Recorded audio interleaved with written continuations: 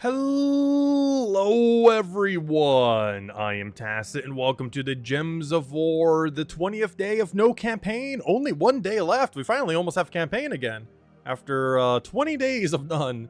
But yeah, as far as this weekend, of course, main thing we have is the class event for the brand new hero class, the Night Weaver, and of course this takes like literal seconds to end up finishing out as far as the battles.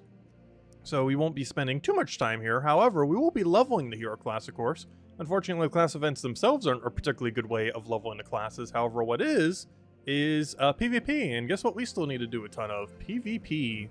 So if we go check the shop, we actually did finish both the two pets last night. So, well, it shows they're already been bought, but, or it shows that they're still stocked, but, we bought one of each. So now we can focus all on VP farming. We are currently 8th place. 5th place is about 50,000, and top 3 is 53,000. Will we get to that today? No, 100% no. But I don't know. We'll see how far we get. Obviously, get a bunch of class XP along the way, and go from there.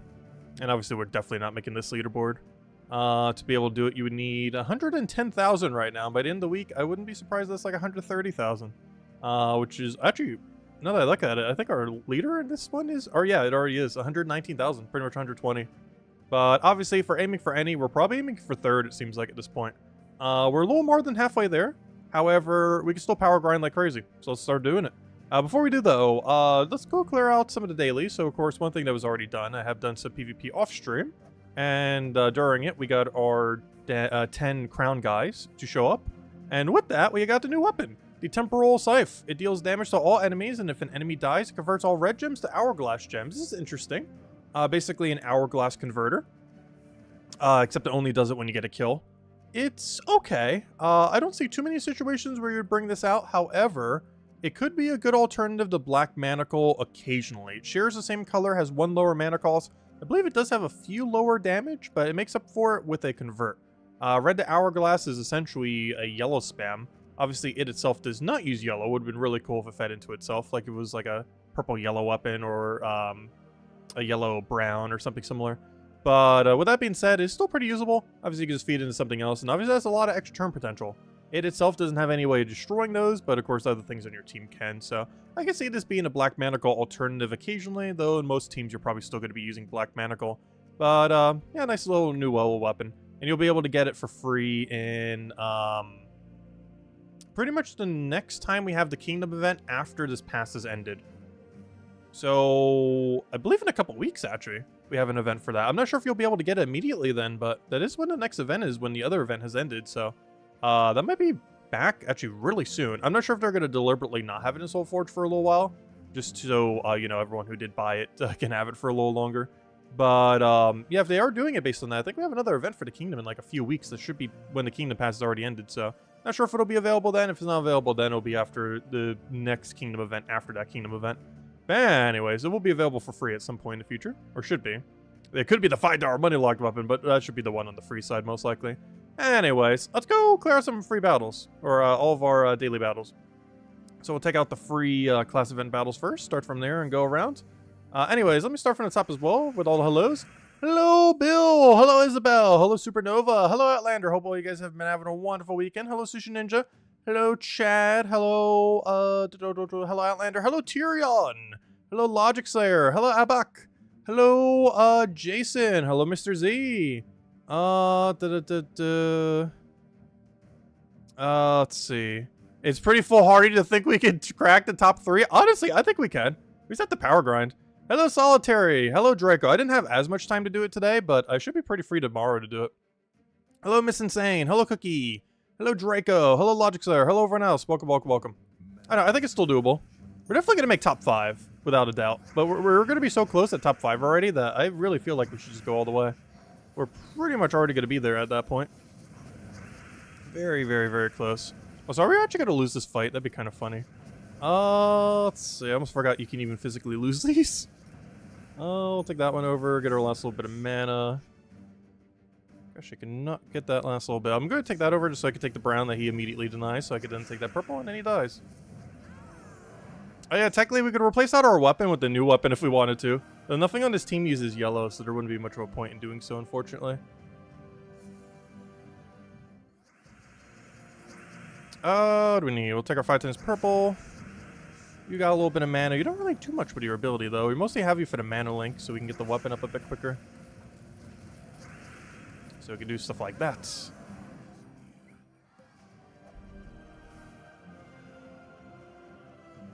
we should be able to get one more Valraven here. If we do, we get a little bit of an XP infusion. Not sure what level we'll have by the end of this weekend, but I do want to push a bit higher than we are now, that's for sure. Do we think we can make 70? Probably not. I think we're only at like 27 right now. We're still got a ways to go if we're going to power grind to 70, but honestly, I kind of do want to try. It's tempting. It's very tempting. I don't think we're going to go all the way 70 this weekend, but within the next week or so, I do want to go get that class leveled up. Especially by the time we get to diamond rank. Just so we can start using an actual hero class for it. Because that one team that we have been using for quick kill, especially if we have to do a different one for a different section, it will benefit a little bit more if we can use any hero. So it'd be nice to have that. It won't make that big of a difference for the team because the team barely even uses hero. But it would make a small difference. Enough that we'd want to have it max before we hit diamond rank. I'm not sure if I'm going to bother keeping up with how much PvP we'd have to do once we hit diamond rank, though. It's going to be so much per week. Like, far beyond what we would ever normally do. And I feel like the first month will be the absolute worst, too, because everyone's still going to be pretty active with it. And I will have to see. Because I feel like it will die down a little bit. It's not going to be everyone just trying to hit, like, 50,000 plus every single week. Because if it is, yeah, we're going down in ranks. We're going to tank our rating to, like the 5th section or something and just go get the gold marks every single time. And just keep shuffling back and forth.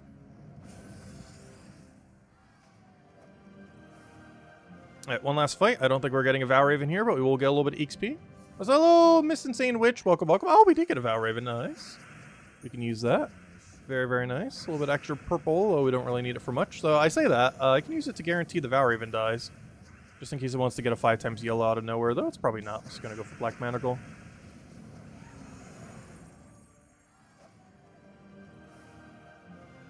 Alright, just for the fun of it, let's go try the new weapon. I just want to see, like, its damage and everything compared to Manacle. Might as well. Because this is honestly the only time we're really going to use it. So, let's give it a chance. Let's go upgrade it. I'm pretty sure it's weaker than Black Manacle for what we're using it for right now. But it does have a niche purpose in that if your team really needs yellow, while needing a Black Manacle troop, which is very rare, but if you were ever in a circumstance where those two situations were the case, where you both needed something like Black Manacle. Oh wait, it's the same damage output as Black Manacle. That's interesting. So it's 1 mana cost cheaper Black Manacle, but with a different passive effect. And you get Deathmark out of it, but you don't get Devour. But you make up for that with Deathmark.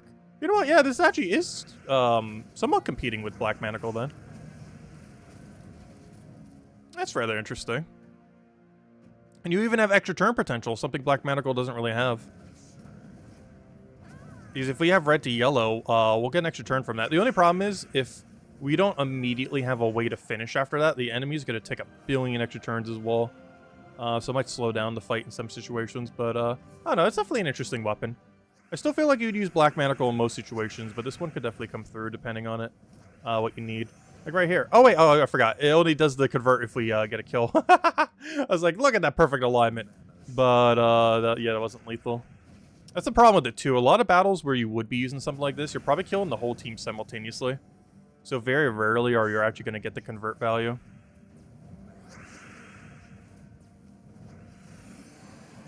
Interesting. If nothing else, it's the one lower mana cost Black Manacle that has Deathmark instead of Devour. Though it only Deathmark's first slot, whereas the other thing can Devour any slot. Still interesting. It has its use case. Alright, let's go take out dungeon. Anything?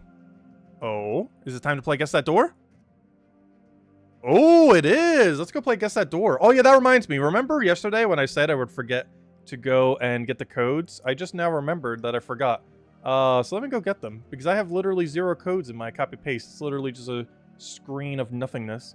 Let me slowly start opening Discord, because I was about to set up the Guess the Door, and then realized I have no code to give out, if we end up getting it. Let's go start a poll. It's time to play Guess That Door. there we go. 4, 5, or 6. Let's see. 4, 5, 6. There we go. It's store time. And hopefully Discord will open sometime this year so I can go get the codes out. I have a whole batch of new ones. I just haven't put them into my easier to access list in a little note. But whenever Discord decides to load on that slower computer, we shall hand them out. So it could be like 10 minutes. It could legitimately be like 10 minutes, so... Gotta start opening them now. This could be a little while. Also, hello, Cookie. Hello, Drake. Welcome, welcome. Hey, let me go make chat full screen again so I can actually see you guys. There we go. I'll take that one over. Grab the kill on you. Grab our oh, don't you revive immediately. That's not nice. Now we'll get a Cathurix on you because you're the only other thing that can really do damage. Somehow you're not dead. I don't know how. There we go. And I just need to get you to full mana. Or either or. Doesn't really matter. You got your second hello. Gotta rack up those hellos. Oh, I almost just clicked that room. Though 5 is currently winning the poll, so... maybe we'll be clicking 5 deliberately instead of on accident.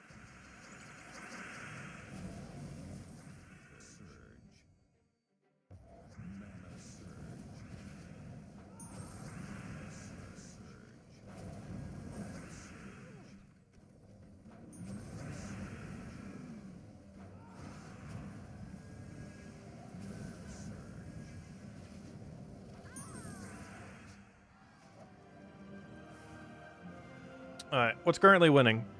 5 is losing its lead slightly, though it is still in the lead by enough that it is going to be the one. Though 4 is currently in dead last, which means it's 100% going to be 4. So I kind of want to click 4. It's 4 or 5. 4's in dead last, so it's going to be it, and 5 is the one that got voted for. We'll go for 5. No, it was 4. I knew it! It was 4. It was a 4. Alright, I'll take the purple. Don't die yet. I need your mana. Come back! Come back!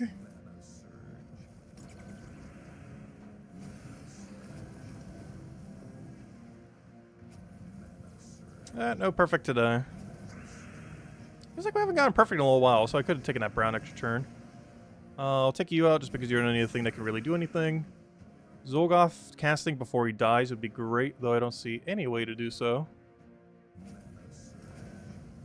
Ooh, that helps. Nice. And that smash doesn't matter what he does. Boom. Alright, and it's dungeon done. Alright, next. Under Spire. We are currently in the final section? No. We're getting to the door to get into the final section. Oh yeah, we might have to spend 50 gems today. Because we're about to get into the final, but then we just have to get to the boss room. We don't actually have to get any further than that. But yeah, I think we might have to spend 50 gems today and tomorrow. There's a chance. Because, of course, our main goal is to get to the 4th room so we can go use a lantern on it to get a double silver. Wow, that was really lucky. What just happened? It's like a billion skulls. Hey, well... Oh, wait, it was 6 off all along. Wait, I looked at that wrong. Why did I think that would only go 5? That was a 6 off. I thought it was 5 both ways. Never mind, it's going to be a 6 off going into itself. I would have went that way first if I would have noticed that. Unfortunate. Oh, that's a lot of blue. That's still a lot of blue. Yeah, we still somehow miss. Honestly, that thing really creates almost no gems. It's still more than none. Oh, you're stunned. I was like, wait, why is he doing so little damage? He's currently stunned, so he doesn't have double damage on everything. That would do it. I'll take a purple. You can cleanse any second now, that'd be great. Yeah, we'll go for that, get our poke. Anything else we could do over there? Not really. I think I just poke him and then get another poke afterwards. Perfect.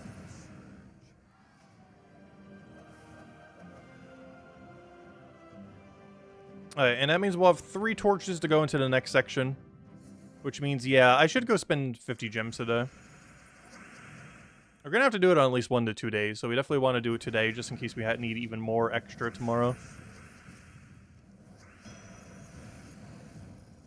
You beat Diamantina with 1 try. Diamantina flee away. Oh, you actually went all the way? Nice. Yeah, I didn't bother this week just because I thought it would be a lot more annoying. And honestly, it is. It's definitely doable, though. I just didn't want to do it this week. Honestly, next time we have this event, too, I probably won't do it. Until it has, like, a mythic or some better options. And similar stuff. I'm not sure if I'm going to run it. It's because of how long it would take. For effectively the same loot.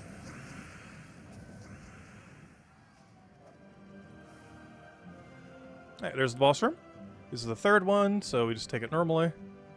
And then the next boss room after this, we throw a lantern on, and that is our final fight. Though we probably won't reach it until tomorrow. Because even if we get the most optimal pathing today, we will still be a few rooms short. Like 3 rooms short of where we need to be. Even if we get it first try path.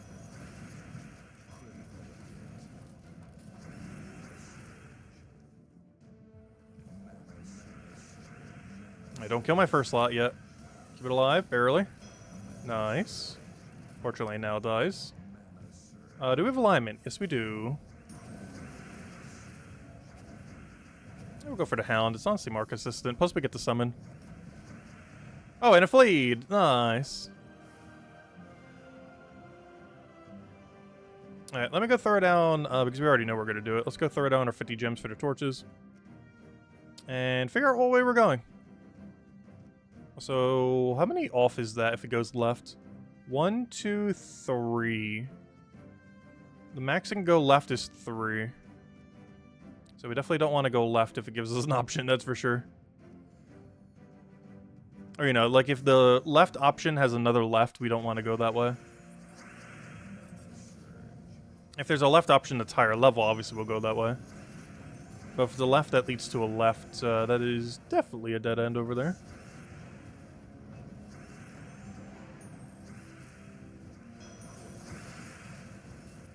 Hey, another flea. Getting our flea value in there. Okay, so that left into that left, probably guaranteed dead end. But that'd be good for when we have our spear torches. Because when we have all of our spear torches, we can make a left over there and get to a double dead end room. Yep, another free flea. Oh no, that's not the way I wanted to take it. We could have extra turned it. That is not the way I wanted to move that. You know what? I'm going to try for Skullfist guy. Didn't get it. He didn't get it, but then we got it.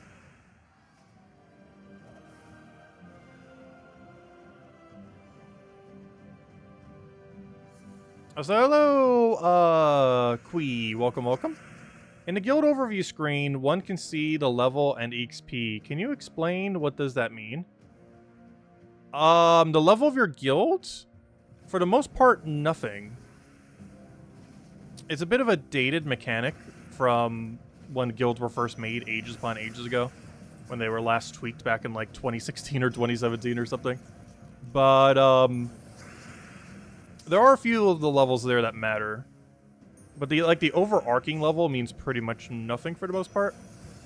Other than just, I guess, an indicator of how long the guild has been around. But I can go show it in a second. It'll make a lot more sense if I see the screen. Oh, that's a bit of a miss. Can I please get a score or two? No, not him. Us. You know, I'm just gonna give it to him. I need the mana. Alright, do we have alignment? No. How about now? Yes. There we go. Yeah, let me go double check. So all the XP's on the screen. Guild. This bigger number means nothing. These other numbers mean something, though. Basically, up to level 100, you end up getting a additional bonus. As well as eventually a... Actually, what is this stat based on? No, those stats are based on when you do the things in the guild. So, basically, you get an extra bonus for each of these as you go to 100. and that bonus gets higher and higher. I believe I forget exactly how they all move up at like the exact level range, but by level 100 you'll have the full amount of each one of these bonuses in your guild. So this one's EXP, extra maps and treasure hunt, extra tribute chance, which is actually really strong. Extra tribute amount, extra souls, and extra glory per fight. And that's what you get up to level 100. And then every single level, regardless of what they end up getting, will end up giving an additional mastery up to 200. And then once you hit 200, it doesn't go any higher. But this one means literally nothing. This one in the corner over here. I believe there's like a few cosmetics for your guild unlocked behind it. Like some borders for your frames or something. But beyond that, this number is completely irrelevant. It's just a number that keeps going up. That doesn't actually really indicate anything. Which I assume is the number you might have been talking about. Because, yeah, that number is pointless for the most part. Alright, did we actually finish out? No, we didn't. Let me go finish out under Spire. We only have 5 torches left. Which one's highest level? 95 or 104? We'll take that one. Hello, Sushi Ninja. Welcome, welcome. So, hello, Ronian. Welcome, welcome. Yeah, that big guild level thingy is based on the total amount of gold. Actually, it's based on how many tasks you've done since they've tweaked the task system. Ever since they added, like, the elite tasks, or legendary tasks, whatever they were called. Ever since they added the other category of tasks, that number has always gone up. It doesn't really indicate much, though. But it doesn't unlock, like, a few cosmetics. I think, like, some borders and stuff for your guild. They're not really that relevant. It's more so just an indicator of how long a guild has existed. More so than anything in the current state of the game. Kind of like hero level in a sense. Except hero level is individual, of course, rather than guild-wide. But similar to how your hero level indicates pretty much how much you've played. Guild level essentially is the same thing, but for a guild. It's a rather useless number that mostly just indicates time. In the case of hero level, you actually do gain a small benefit from having higher level, though. Unlike the guild one that does basically nothing. Oh, what do we need here? I need that blue, but I don't want to give him the thing, so we're just going to take that. Go for some skulls. Nice, nice, nice. Not nice. Got the revive. Oh, double skull from Sky. Wow. I haven't seen that in a while. No storm, double skull drop. As in, like, 2 different pairs of 3. Not like 2 skulls falling down, but... Well, I guess it technically was 2 skulls falling down. But 2 skulls falling down so you can also pair 2 different pairs of skulls. Not too bad. So hello, Minnie, if I didn't already say hi. Welcome, welcome. Alright, what do we even need here? We'll take our green. Get that rolling. Take a skull. I don't have anything cascade over there.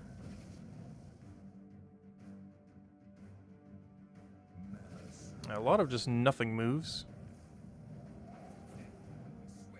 Yeah, we'll take skull. So we could throw down another hound. Also, their stats are starting to get really annoyingly high. Like, they're actually starting to get up to our stats, but their team composition is so much better because everything that we have to use here is pretty underwhelming.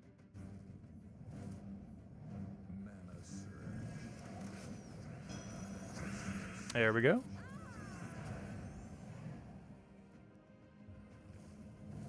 Yeah, I'm glad we only went for 4th section. Because it'd be so annoying going through all of them. It would definitely be doable. Just very annoyingly doable. Hey, terror. And that's one of the ways that you do it. Just terror spam them all to death. We can take this and then have 1 singular torch left over. Not much, but we'll use it for something. Alright, I'll take that one over. Grab a green. Grab a green again. Can I skull into a skull? No. I'll take that over. Hopefully that doesn't miss. It did, but we did get a terror kill at least. We did not get much value at all from our first slot. Not to mention he is impervious, so we can't even get the 2 times damage. Instead of being stunned, it had immune. Alright, we'll take that one over. that straight into there. Nice, nice. Oh, I give him free extra turn. Skull. That Doom has immune to basically everything. Hopefully that last slot will get terrored away. It would be the most convenient thing that could happen here. Oh, I should have converted. We actually had really good convert the previous turn. Still pretty good convert this turn, though, too. There we go. Hey, we actually got the terror kill. Nice. Alright, we have one left. What do we do with this one? We can either go left, up, or right. I kind of want to go left and hope it's right over there. Even though we know super left is going to be dead end. If nothing else, we could take these for torches later. I mean, for dead end rooms. So this isn't going to be a completely wasted battle. We at least know for sure there's going to be, if there's nothing over here, it's at least going to be spam dead end rooms. We'll take the purple. Yeah, we'll take it vertically to try for a blue. Didn't get it, though. So we'll just swipe a blue. Hope that doesn't miss. Nice. Only one poke, though. Still not dead, surprisingly. We're also not full mana on anything we actually need full mana on. I just realized Discord still has not opened yet. Let me go check on it. Let's see. Are you still loading Discord? Because you haven't popped up. I see the icon of it. Oh, no, it actually did. Never mind. Hold up. We're in. We're in. Wait. 1 second. We are indeed in. Let me go to Jetto. Let me wait for it to load a couple years. Loading. Yep, there they are. Let me go copy all of them, including the special pet that we have. I have no clue what that special pet is, but it's something. There we go. Alright. She didn't tell me how many codes this is, but based on how big the wall is, I would say a lot. I'm not even sure how to guess how many this is. Actually, I know a way to do it. My notepad will tell me how many different lines of text are. So I can actually figure it out how many codes it is by going all the way down to the last one. And finding out that we got... Wow, she really sent a lot of codes. Wow. We have 51 codes. That's a lot of code. But yeah, we got 51 codes this month. Wow. That is a very big number. Alright, we'll hand out the first one. Honestly, might as well do it right now. Because we'll hand out another one a little bit later since we're going to be doing a bit of PvP tonight still. Not sure how much grind we're going to do tonight. But, some amount. There you guys go. Here's the first one. Oh yeah, gosh, why is the computer being so slow? I did have it all on for a little bit today, which is probably why. But whenever it will let me paste it down, I will hand out a code. Any moment now. I go throw that down. Grab, poke, grab. Oh, never mind. We already won. I thought we were at the start of a fight, not the end of a fight. It's like setting up to do a billion things. Oh, okay. Well, that's a dead end room, obviously. I was not expecting that to dead end immediately when going up, though. Interesting. Yeah, hopefully 50 gems tomorrow will be enough to actually reach it. Do I need this? Oh, I do. Oh, let me go get this then. Alright, let me click paste again. There we go. There you guys go. There's the redeem code you use on gemsofwar.com for the game code section. Your invite code is in the settings menu. Redeem code's right over there in chat. And give same word as always. 2 treasure maps, 1 gem key, 200 souls, and 2,500 gold. Enjoy, everyone. Here you guys go.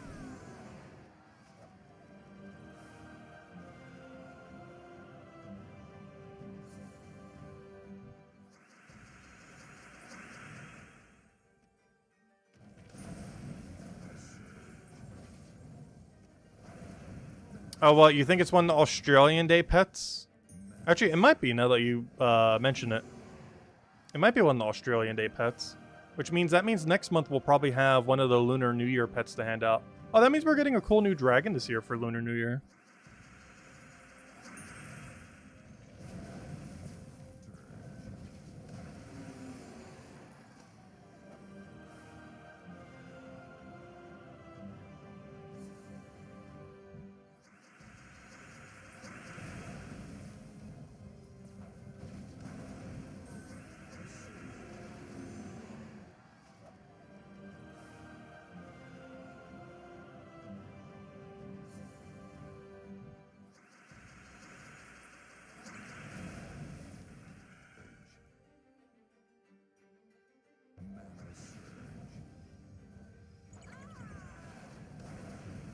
The Goblin Kingdom PvP is so slow. Is it? You can just truffle spam. As long as you have a turnip, it should be pretty quick. Because you can just turnip into truffle.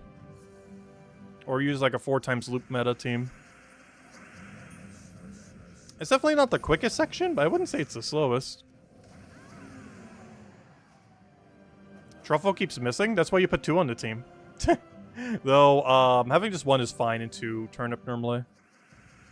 Because I think with mine, I only went with one. Though having 2 drastically reduces the chance it'll fail.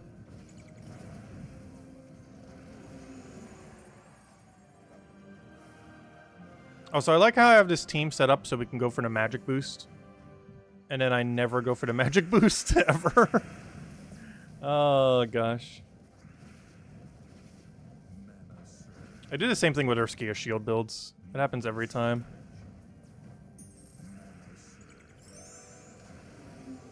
There we go. Claim our rewards. How many do we get? Only 1. But 1 step closer to the extra mech bonus. 13 more to go. We got an XP booster we gotta go use at some point too. Now we'll grab that. And is it PvP grind time? I think it might be. We haven't taken a venture board yet. Oh, there's only gold, I guess. I already finished out all those without even trying. Okay, I guess I'll grab some gold. Why not? After this, I think that is every daily. And then we go head over to doing a ton of PvP. Probably at least an hour. I'm not sure exactly how long we're going to go with it, though.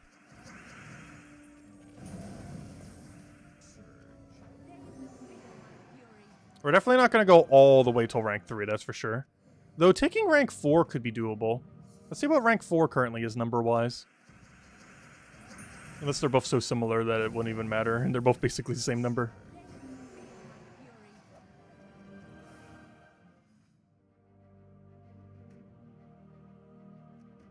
Have you done new Mythic lineup video? What do you mean, new Mythic lineup video? You mean like a tier list for them all? We don't always cover one every single year. And we just covered an updated one, I think, last year, didn't we? Let's see. We did that. We did that. Tower of Doom's been done for a while. As long as we maintain top 50 for that little bit extra gems, I guess. Let's see. Are we going to go a little bit longer today? I'm not sure. It depends how much PvP we can handle right now. Let's see. I'm just double checking. Have we done all the things? I believe we have done all the things. I don't think I claimed the rewards yet, though. Let me go get that XP. Level 27. Slowly but surely. That's not where I want to go. I keep thinking you can click the middle to get to PvP. It's so weird that you can do it to click out of it, but you can't do it to click into it. It always throws me off like crazy. Alright. So what's our game plan then? Game plan is PvP. Alright, what do we have? What do we have? I guess we just can't purple. I was considering maybe doing some silvers. But let's see. We're currently rank 8. Yeah, if we were to go to 1 below, it would barely, you know, it's basically the same as going all the way. We could try setting a goal to take 7th, but that's like barely anything. Yeah, I don't think we're going to go all the way to 3rd, though, right now. Obviously, ideally, or all the way to 5th, I mean. And ideally, we'd want to go all the way to 3rd. But let's go make some progress on it. Let's go... You know what? Let's go clear out the XP booster. Grab one of these. And let's go do some battles. Take whatever the bigger VP is. And we're currently using the Stellarix just click troop and win option.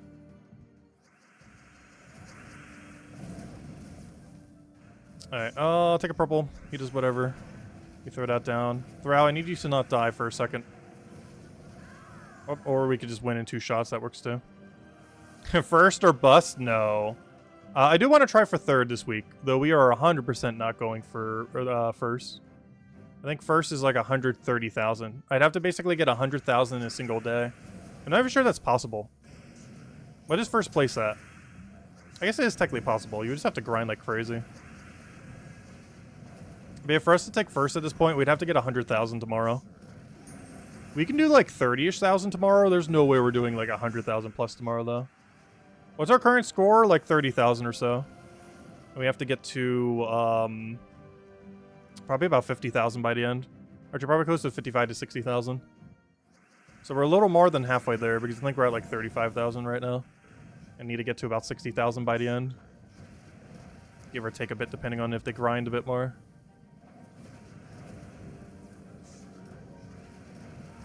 You got your first 100k? Nice. Yeah, I still haven't bothered getting 100k on a new system yet. I'll take this one. The only problem with grinding PvP is that you don't really get as much variety. Because the best way to get VP is just to camp whatever location is your quickest. Which, of course, for us right now is this one. We'll land on another redeem code in a little bit. How long we're going to do this for, I'm not sure. I don't know, would people be interested in watching this? Because we're basically just going to be camping one location for a very long amount of time. Without changing up the team or much. Let's see, we'll throw that down. Come on, Stellarix, get in there. There's one reason I wasn't going to stream it as much is it gets pretty repetitive.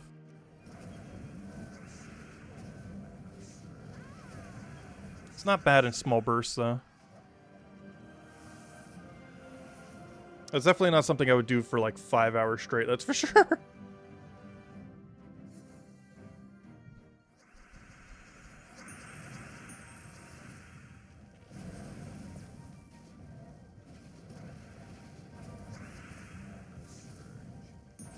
Oh, I must not even see that extra turn there. Let's see, you have you tabbed up, background, let's see. Oh, you're just using it as background noise? It's always a good way of doing it.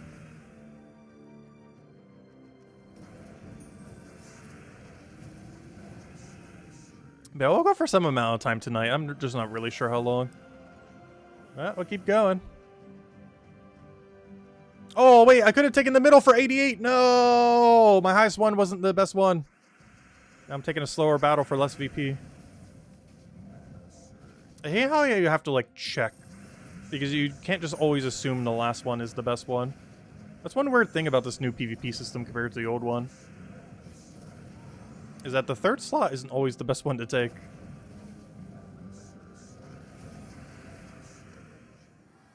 Did I see the Rowlet post? I saw you got some amount of shinies that was like around 24. Was it Rowlet? That's a lot of shiny Rowlets, if so.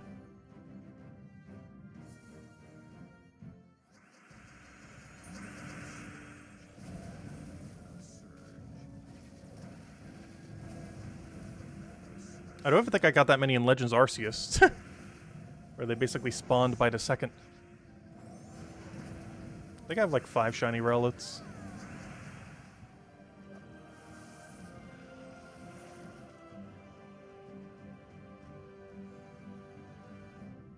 A 12-hour PvP stream? Oh, it was 26. I knew it was 20-something.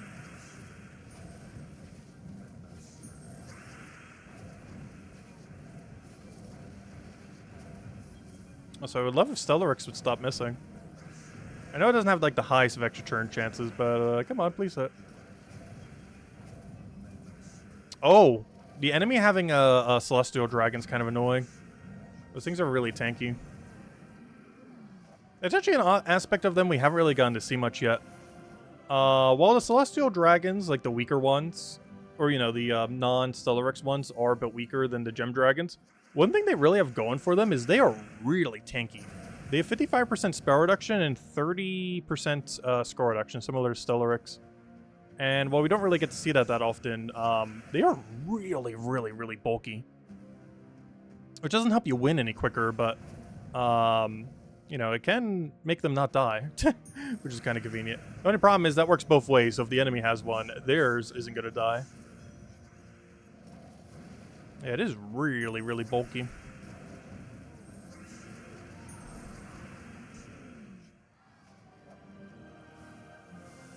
that's where the one-to-all stats actually comes into play a little bit more, too. Even though they have less magic gain compared to the Gem Dragons, they do get the extra bulk from those extra stats. And get to utilize it for all their reductions that they have. Of course, one single stun and that gets rid of everything there, but still.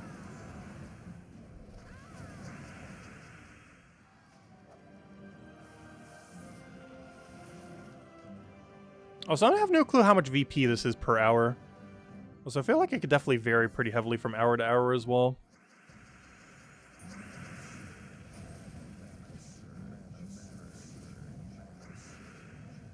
I never really bothered tracking my VP rate. That's because we've never really just targeted just VP. Normally we're going for silver marks while getting VP passively. It's like the first time we're really going out of our way to specifically grind for it.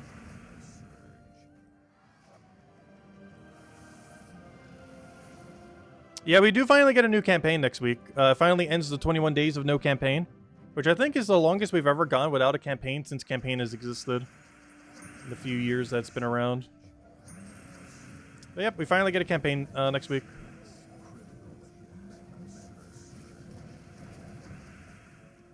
Still no Guild Wars for another month, though.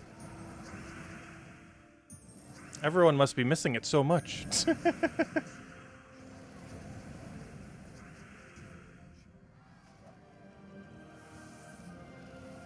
We need a good session of philosophy with Tacit. I'm not sure why. My room is really hot right now.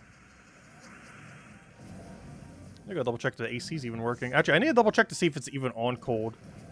There's a chance it's actually on heat right now. Might be why it's so warm.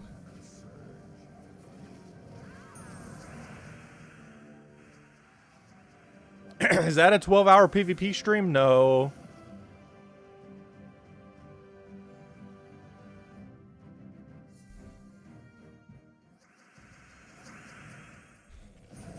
I do, to some degree, still want to, like, max out this hero class to 70, though. Or, you know, get it, like, a half max. But if we can get it to at least, like, 50 or 60 this weekend, I'll still put it into a really good position to finish out next week. Because that means in 3 days we would have gotten it, you know, however many levels we've gotten into it. And then we just have to do the other half. And 70's halfway. So if we get to, like, 50 or 60, that's pretty much on par to finish it by the end of next weekend. Even, honestly, 50 would almost be on par to do that. And it really depends how much PvP we do, ultimately. Because that's a lot of PvP fights. To get it the rest of the way, I think we still have to do, like, almost another 1,000 fights. Just to get it halfway to max. To put that in perspective, I think we've done, like, 400 total so far. So we'd have to more than double how many we've done the whole week. We'd basically have to triple the number we've done this week. Hey, that would get us to first, though. So I just noticed our number compared to theirs. They're at 604. We're at 469. Actually, that would be a good goal to aim for this stream. Let's keep going until we have enough battles to basically beat out top 5 here. So basically 666. Because we can go into like that 650 to 700 battle range. Maybe we'll do that. We'll see. We'll still be a lower score than them, but it'll get us a bit closer. Also, hello, Chad. Welcome, welcome.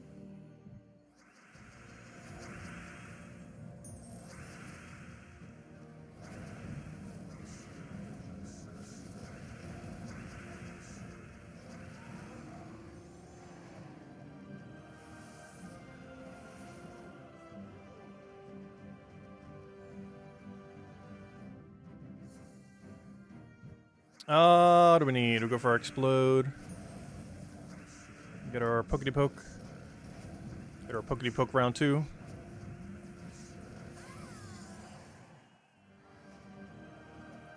We're back to giving you the Tyrion treatment.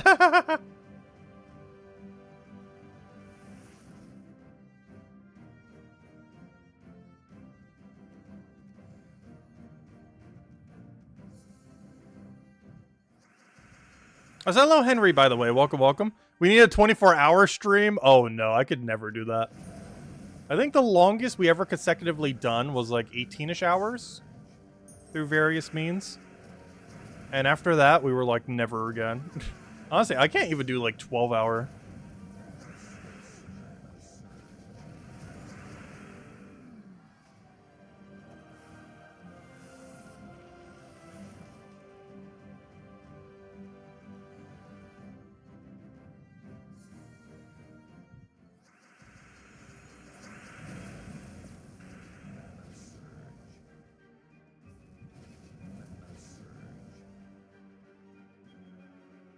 You got your first pet rescue of the day after 12 hours. Did it really take that long?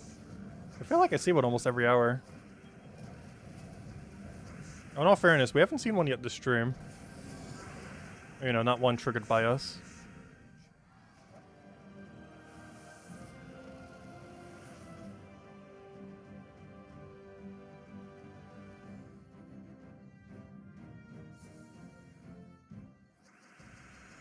Isabel. You don't have to keep sending the dips, though they are pretty good.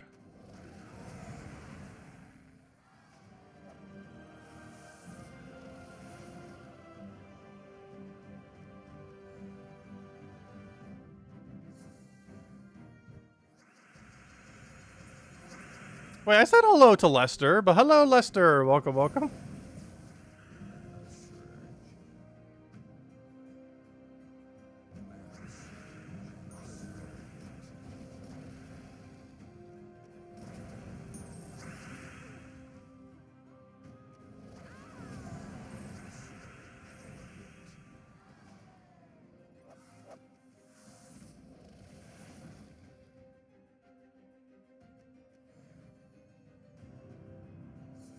Also, is anyone else farming VP in a different location that isn't purple? Or is everyone basically just running through Leprechaun in purple?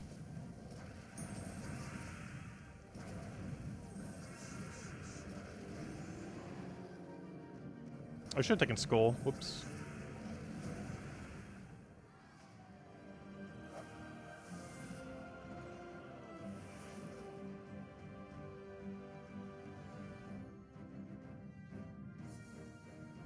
Purple's where's is at? Yeah. Yeah, Leprechaun and or Thrall was so strong. It's just such a solid start regardless what you have. Particularly with Stellarix, but even without Stellarix. Still insane.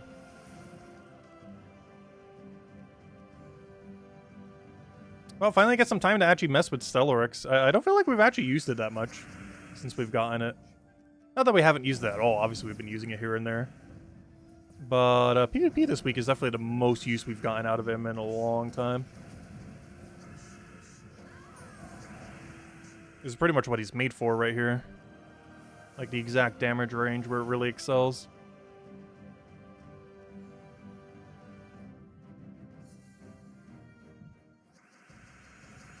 Though I wouldn't want to do this in Guild War, it'd be too risky.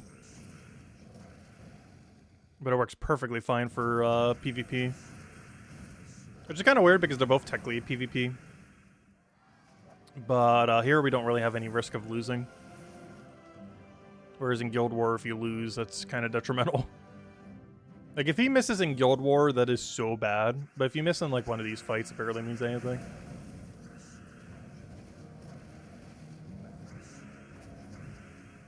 His hit rate's just too slow to bother with it in Guild War. I'm still going to use them the first Guild War, though. When we finally have one in, like, a month from now, if I remember to actually use them.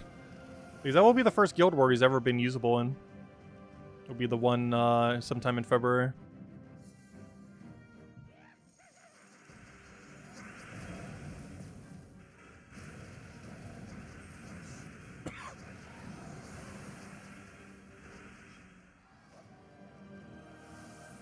Another hero level. I didn't see what we got to. I want to say 27 or 28 right there.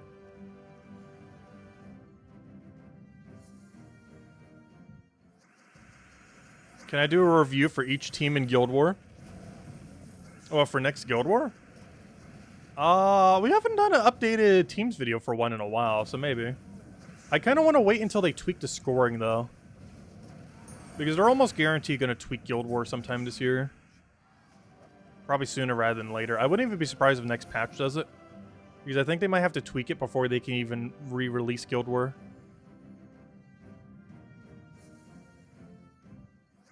Just to make sure that it works in a new VP system. Because they're almost guaranteed going to overhaul how it scores and everything. Which would drastically change what teams you build for it. It hasn't gotten a score overview in a long while. The last time they've tweaked how scoring works in Guild War was from the previous system where if you simply just resummoned your whole team, you would get max points. Like, the only thing it basically tracked was, is your whole team alive? If so, max points. If not, you lose points based on per troop killed. And obviously you lose a lot of points if you just outright lose. But there was a point where as long as your whole team was resummoned, by the end of the fight, you got the full amount of points. Of course, nowadays it has a billion different ways that get scored. But I think they're still going to simplify it while still keeping it challenging when they do end up tweaking it. From what it is now. Like, make it easier to understand what you need to do, but still make it more than just simply resummon your whole team. Though I do have to say, the Guild War, when that was a thing, was probably the only time summoners were, like, particularly meta at any given time. It was when you needed them to make sure you preserved your 100% of your Guild War score. Because back then, getting anything that wasn't 100% of your score was really low. Just because of how easy it was due to resummon. Also, a lot of the infinite loops that would just destroy you in seconds didn't exist back then either.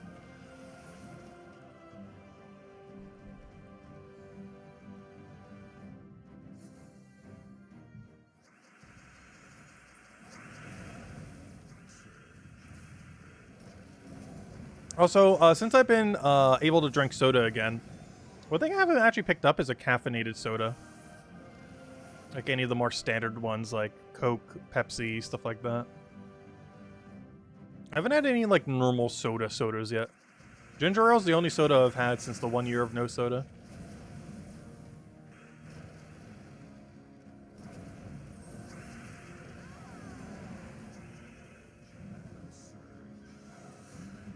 You remember the original Guild War? You were glad that they updated it. Then loop teams became a thing, and Guild War sucked again. Yeah, honestly, when they first initially updated it, it actually worked pretty well.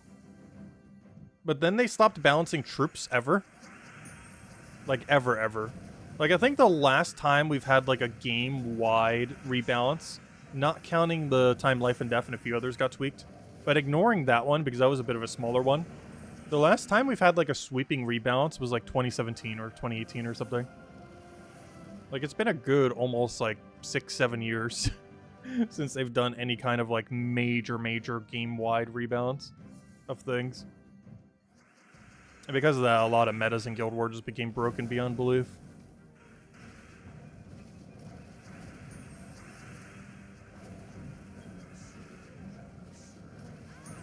But now they're getting a lot more categorized with how they do teams. Like, oh, you have to build it from, like, this kingdom, or this color plus this color, or this kind of restriction troop type with this color, and stuff like that.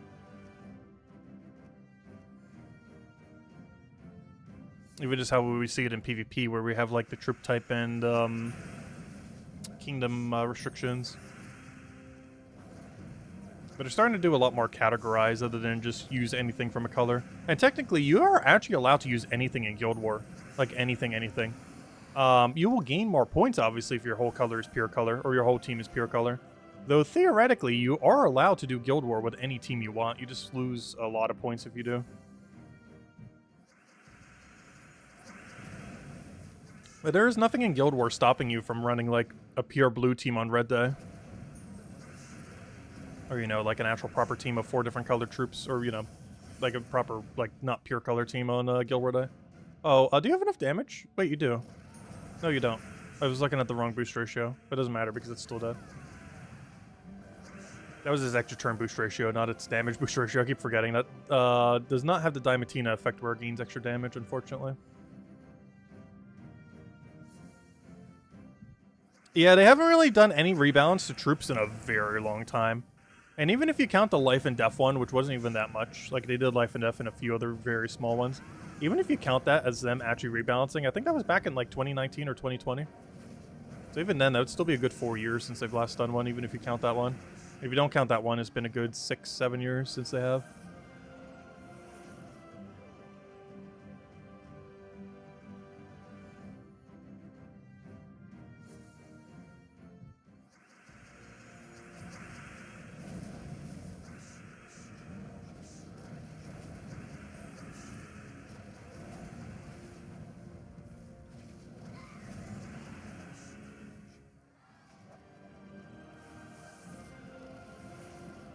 Are we done with our 15-minute booster?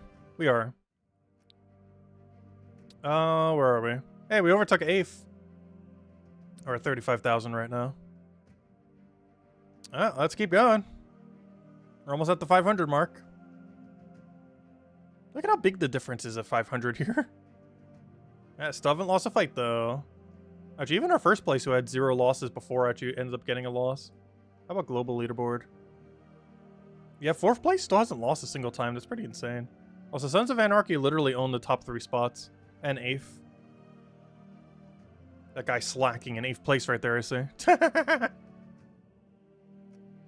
Alright, let's keep going.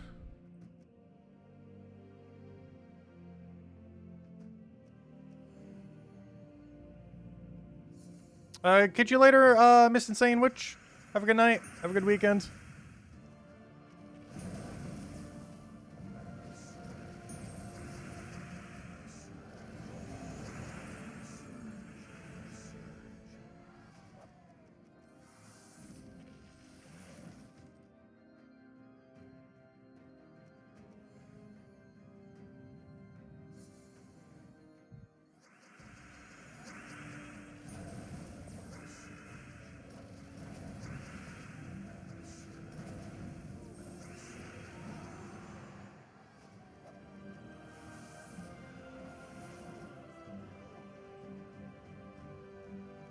Honestly, whenever we see one of those dragons, we should try skipping them.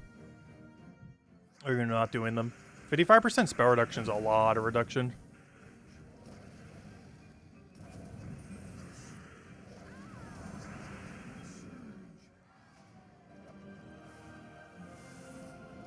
And since we're not running elementals or something, we don't have any counterplay to spell reduction.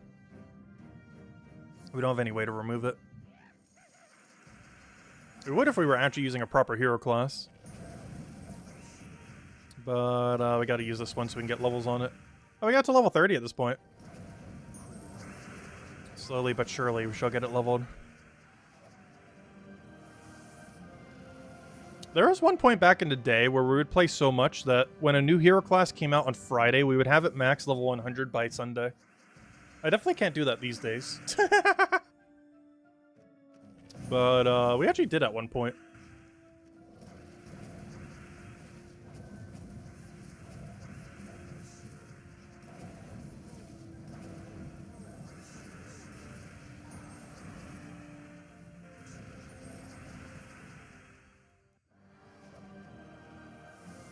Oh, hello, Andresia. Welcome, welcome.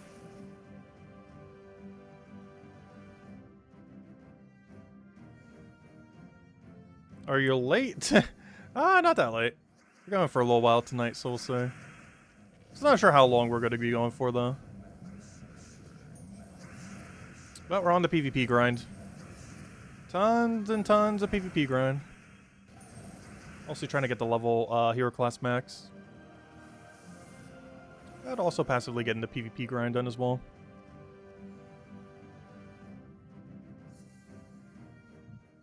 No, this is not a 12-hour PvP stream.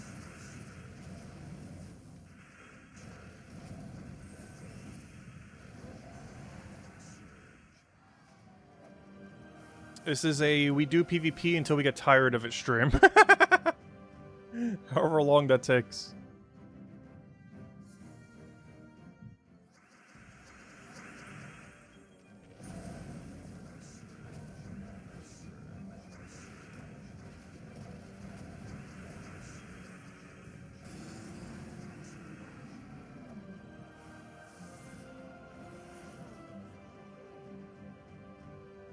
I promise no such thing.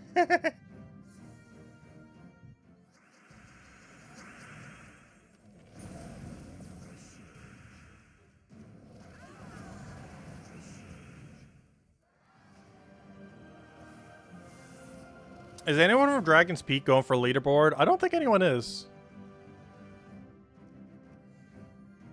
I'm actually not sure who our highest person is. Because there's no way to check your guild's VP numbers, I don't believe. There's no menu you can go to check it. You can check how many trophies they have. And higher trophies could mean potentially higher VP, but just because they have higher trophies doesn't mean they did it all in PvP. They could just be Explore 12 farming or something. I just got a curse gnome for 12 curse runes. Well, let's see, who has the highest trophies in our guild this week? I am actually curious. Though highest trophies doesn't mean highest VP, but it could. Where's roster? Do it by trophies. That one is probably pretty high. Let's see, X Corp. Can we see that anywhere? Oh, actually, where are we? Why is ours so low? Let's see. Is this leaderboard? Go to PvP, go to leaderboard. Go to the bottom. No, I'm not seeing him.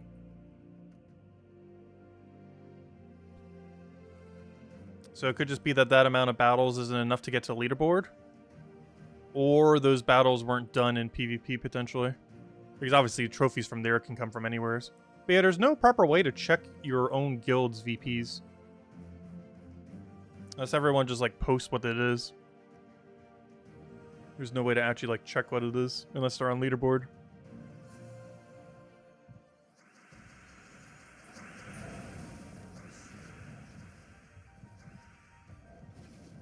Hey, that reminds me, am I in anyone else's league? Because I've heard a bunch of people mentioning they've seen our AI team, because that one just does, you know, just random gibberish. But has anyone actually seen us in their ladder yet?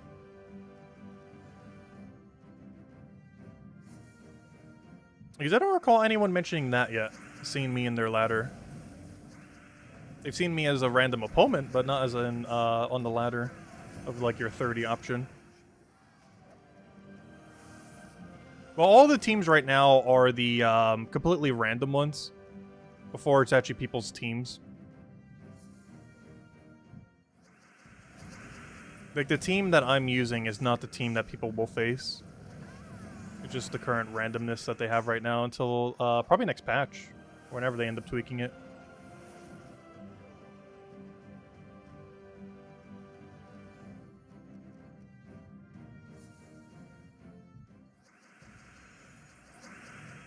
You're in Izzy's league and you're destroying her so much you want to go play Pokemon? Wait, how are you in the same league as her?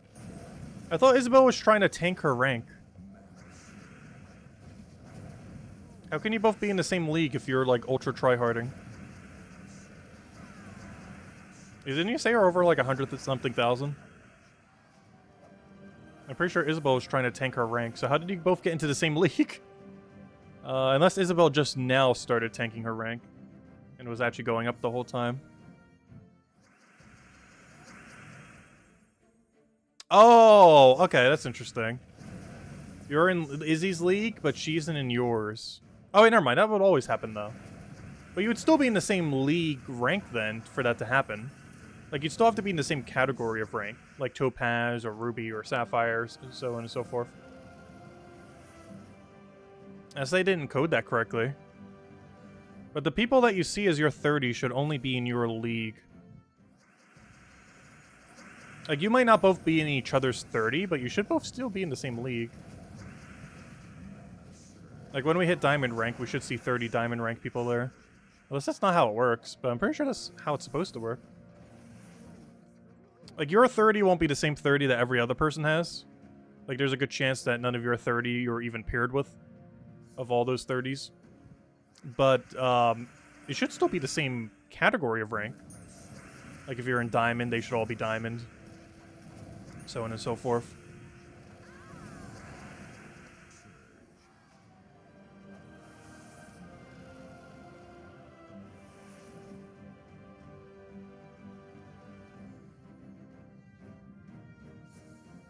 You think you went up a league, but you shouldn't have? Interesting. Haven't seen that yet.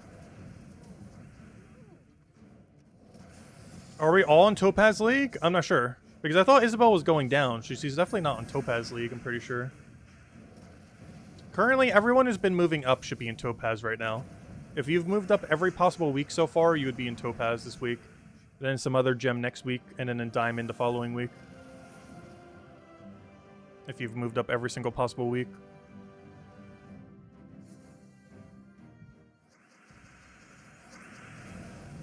Oh, so we're going to need a really mega grind PvP next week. We're going to need to hit the threshold of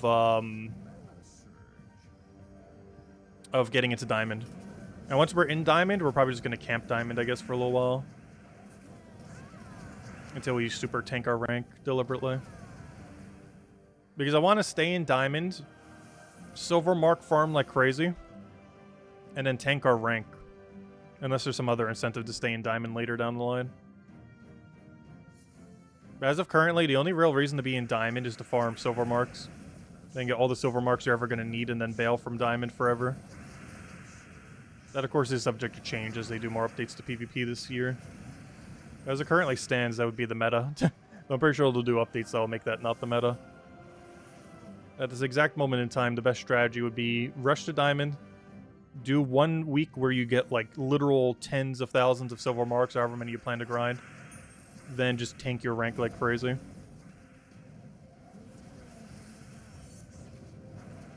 But they'll probably do an update by then that will actually make that not viable.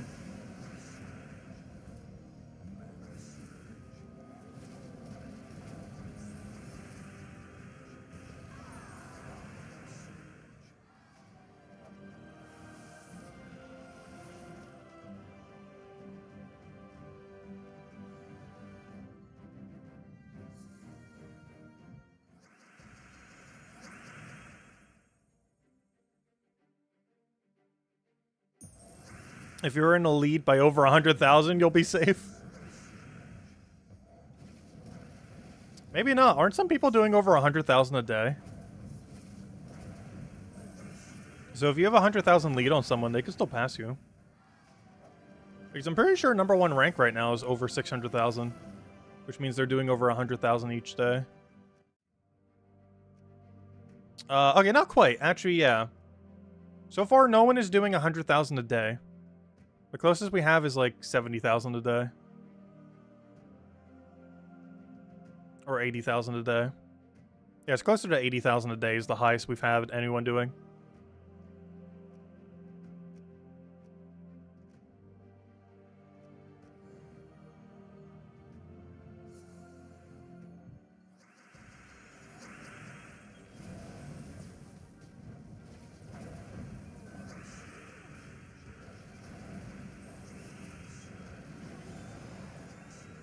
One thing that is going to be interesting about Diamond rank, though, is currently in all the lower ranks, obviously lower level players will have a slight advantage due to how the current VP system works.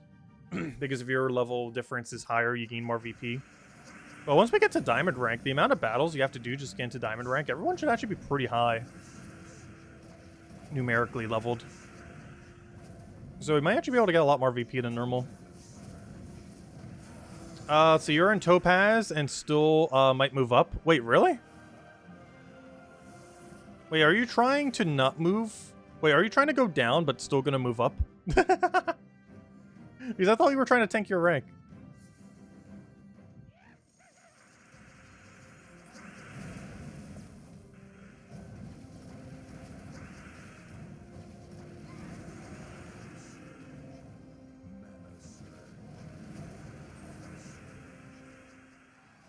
Someone who will do 700k in a week. Oh yeah, I'm sure of it. Someone eventually will. It should be pretty doable.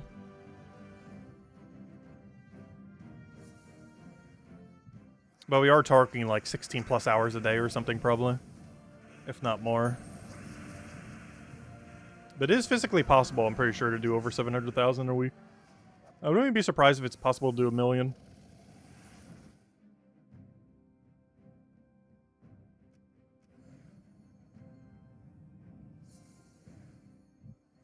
Oh, you want the marks. Yeah, that will happen. If you try getting all that you need for all the pets, you'll keep moving up. We've actually done that 2 weeks in a row now. This one is the first week that we actually have to do more than just the pet grind. But so far, all of the other weeks, just doing the pet grind was enough for us to move up a rank. And just in getting the bare minimum we needed for silver marks to get all the pets. This is the only week so far where we had to do more than that in order to move up.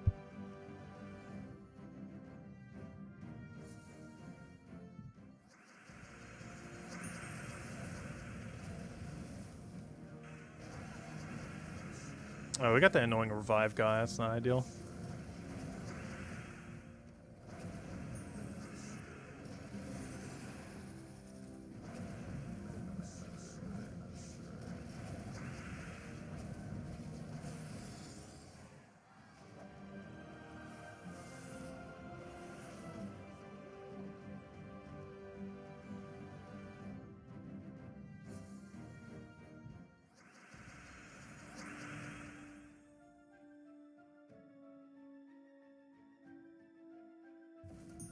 Andresia, I'm not sure what you're asking with that.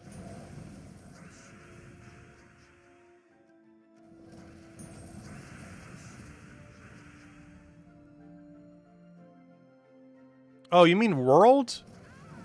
No, there's only Kristara in the underworld. Underworld isn't quite kingdoms, but they kind of function like kingdoms. They're all associated to a kingdom, and they're like little mini kingdoms in a sense. But no, the only two sections are the Kristara, the main world, called Kristara, and then the underworld section. So just those two. But there are currently, what, 37 kingdoms? And 36 factions, because the current new kingdom doesn't have one until 2 Fridays from now. Not next week's Friday, but the following Friday. I believe next week's Friday is Vault Weekend.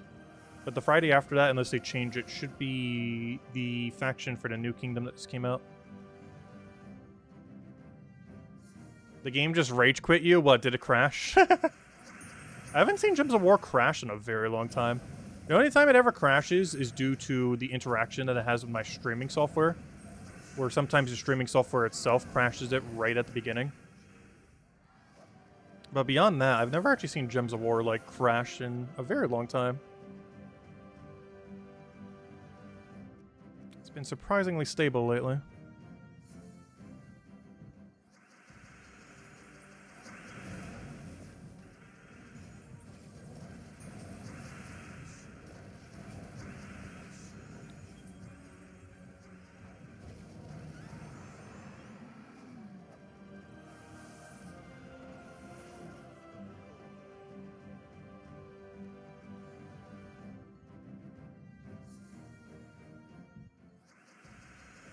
Oh, no, there's just 2 main worlds. Kristara and Underworld.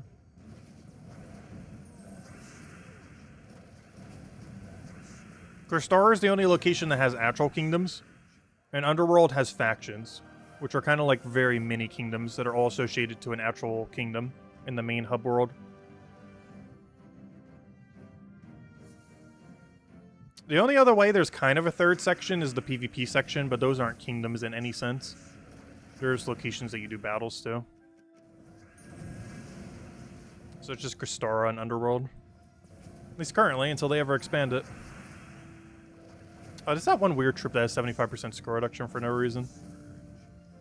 Despite having the high score or spell reduction in the game, it is still useless to ever bother use. Hey, I just realized we're at 2 gems. Technically 3 over, but pretty much. Alright, let's see. Where are we right now? We're at 38,000. Ah, 10,000 more and we take leaderboard. Oh no, do we keep going? Oh no, are we going to stream all night until we get to 50,000? And then tomorrow take the top? Is that what we're doing right now? I'm not sure if that's what we're doing right now. But that might be what we're doing right now.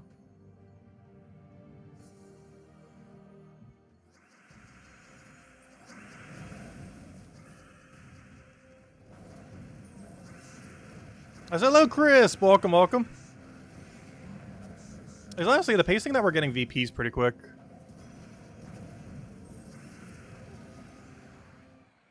But if I feel up to it, I think we try aiming for 50,000 to take leaderboard right now, then. And then tomorrow's goal will obviously be to hit top 3. Yeah, might as well, I guess.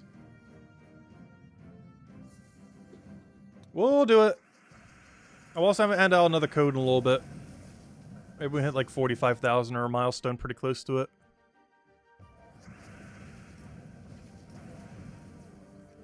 That's a lot of do-its. Yeah, I guess we'll go for 50,000 tonight. But do keep in mind, it's going to take like an hour and a half probably, or however long it is. I don't even know. I haven't even been timing how long or how much VP we get per hour. Mostly because anytime I ever farm VP, it's not like consecutively in an hour. I also feel like the amount that we would get would drastically change from hour to hour. Like if we just test it for 1 hour, that number is not going to be that accurate. Because that next hour, I'm pretty sure could be off by like 10 or 20% of that number. Either upwards or downwards.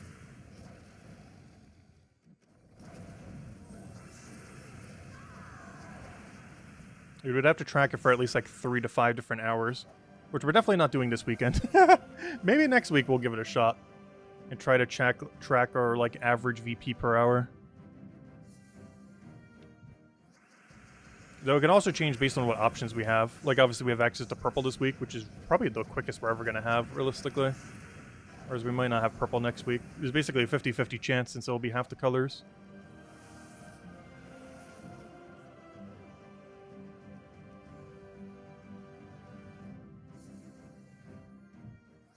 We should get 69k. Honestly, we probably will by the end of this almost. Because we're going to have to get at least 60k to finish off.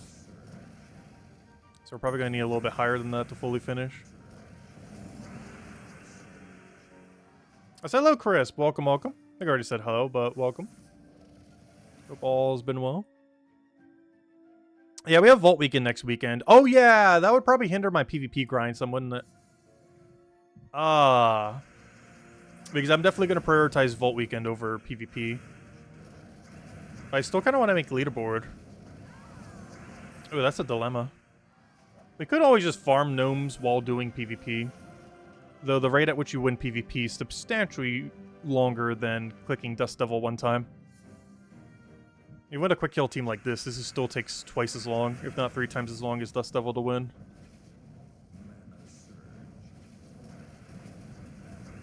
So we're getting 2 to 3 times less gnomes.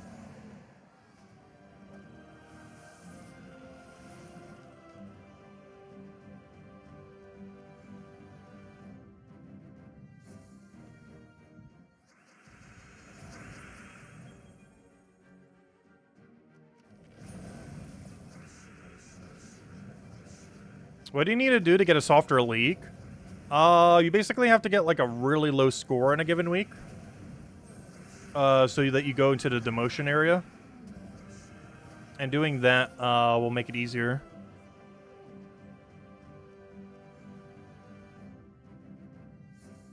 Technically, staying in the same league could theoretically make it easier too, at least initially. Because a lot of people are going to be moving up. Which would technically make your league easier in a sense. Even if you don't move down necessarily.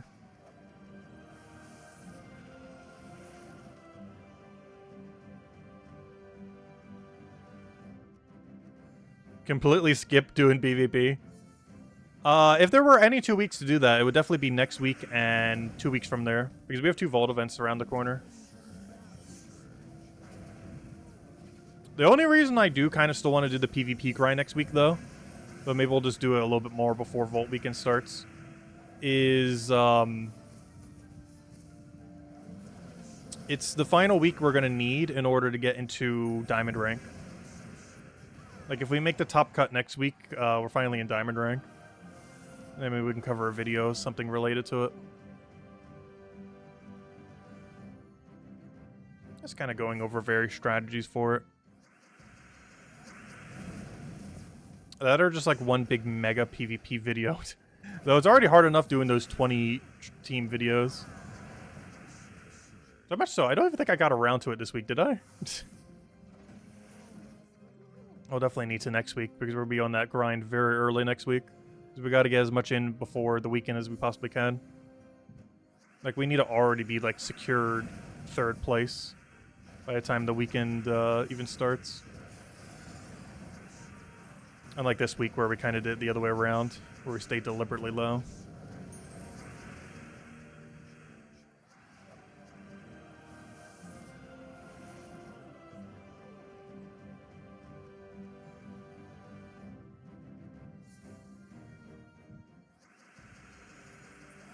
Yeah, they really should have added terror to the new hero class itself. That would have been cool. Even if it was just terror on skull or something. Since it has a lot of skull-related traits, but doesn't have any... Or it has a lot of skull-related trees, but no skull-related traits. They, at bare minimum, even if they were going to keep the final trait that they did, They could have at least given it terror on its second perk or first perk. So that every time it does skull damage, it places terror on a unit. Or even gave it like terror death mark would have been a fun mechanic. They did that on a troop already in the kingdom, but they could have done it on the hero itself. With terror and death mark every skull. Because that would have been a lot of fun. If it was terror on skull, death mark on skull, and then the current final trait that it has, with the 3 trees that it has, it would actually be kind of viable. Unfortunately, that's not what it got.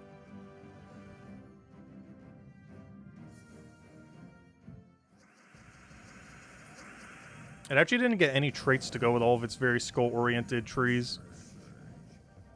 Not a single one of them was skull-oriented, despite every tree being the more skull-based one.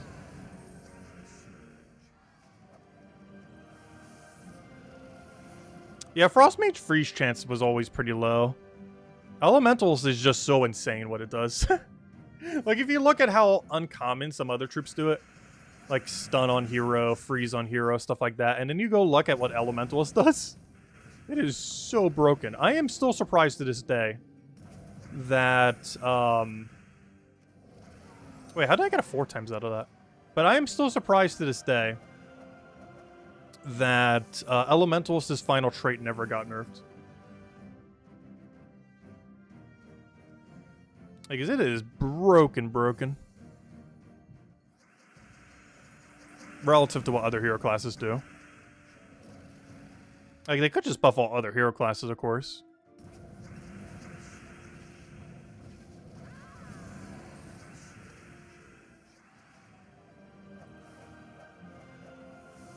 What is hero class? Hero class is basically, whenever you use hero on a team, you can set a designated class to it that you unlock from various kingdoms. And it gives you a bunch of extra traits and benefits. Hero can actually have 10 traits, unlike most troops that only have 3. Like, every troop has these 3 over to the side, over here. But Hero actually gets a whole additional 7 as they get upgraded. I currently only have 4 of them because we haven't upgraded this one all the way. We're trying to right now. But Heroes can have basically up to 10 traits in a sense, compared to the average troop that can only have 3. And by the average troop, I mean all of them. Only Hero can have 10.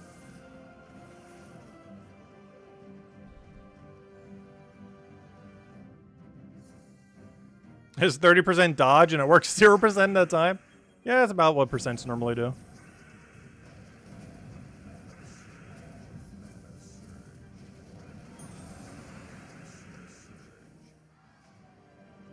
And we need a class that enchants other troops.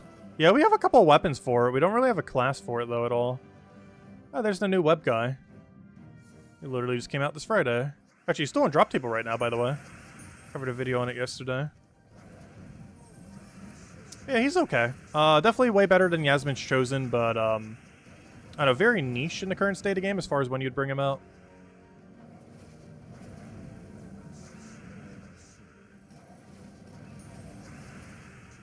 It's one of those utility troops that it's nice to have, but you're probably not going to use that often. Kind of like Obsidious and stuff like that. I would say Obsidious is a bit better than it. It's along that category of troop, where you're not going to put it onto every team, but you'll find a use for it here and there.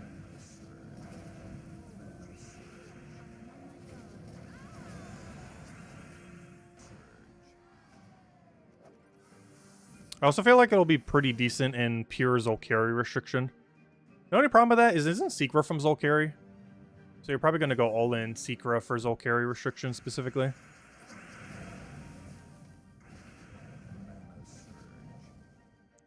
Gems of War is confusing. Honestly, any kind of game that starts getting updates for a very long period of time definitely starts to get a lot more convoluted. It's probably an issue that, like, every game faces overall. Is you have to keep adding updates to keep people engaged. But also, if you keep just adding updates, there's just more and more stuff that you have to do. Getting increasingly longer to end up finishing it.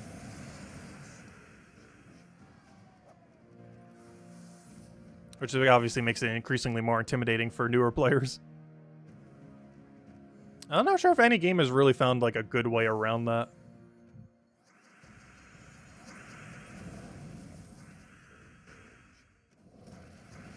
What do we need here? Get a throw.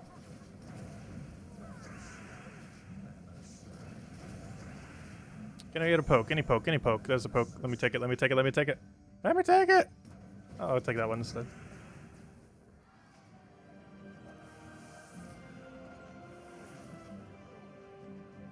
Hey, just like Pokemon, if it doesn't hit 100% of the time, yeah, pretty much. Yeah, honestly, accuracy is really annoying in Pokemon because most moves are 100% accurate, and then there's like a whole plethora of moves that aren't, and they have like a 99% chance to miss every single one of them. And then when someone uses like a 30% Fisher on you, it has a 100% chance it'll hit. That's how percents work. Let's see, we'll throw that down. 95% is about a 10% chance to land, and 30% chance is 110% chance it will land. Somewhere's around there. I'll throw that down. Yeah, the scope up.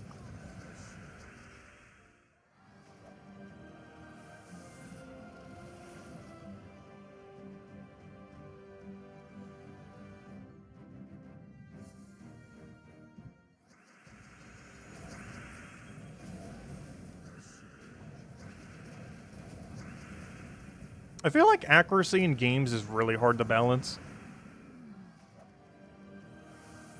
Because anytime you're not hitting 100% of the time, you're missing way more than you would want to miss. Like, every miss just hurts. Doesn't matter what the percent is.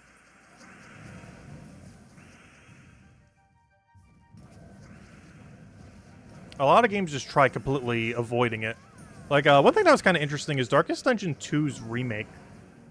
They didn't remove dodge, but they made it a lot more predictable when it will happen to kind of add a little bit of counterplay to it.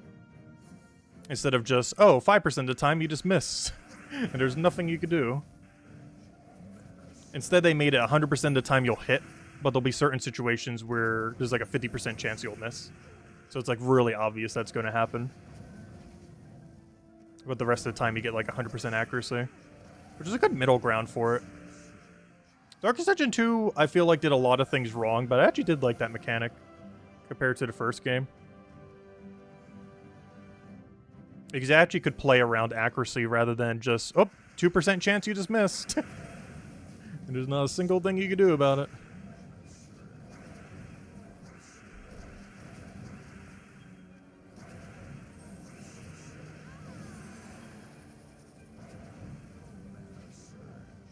Oh, so speaking of percent chances, gosh, Stellaryx's extra turn chance is a very weird number. Like, it's not Catharic's level of bad, but I want to say its effective extra turn chance is about 60 to 70%. Which is high enough to not feel bad, but low enough to not be anywhere near high enough.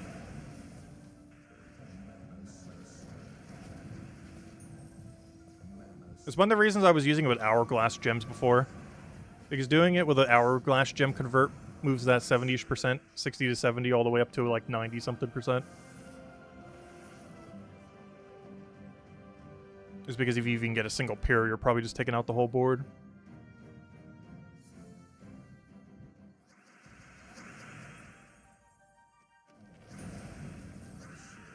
Clash of Clans and Clash Royale. I never played... Wait, which one is which? I played the one that was more like a, the two-lane, put troops down kind of unit battle thing. I think that was Clash Royale. But yeah, I had played Clash Royale before.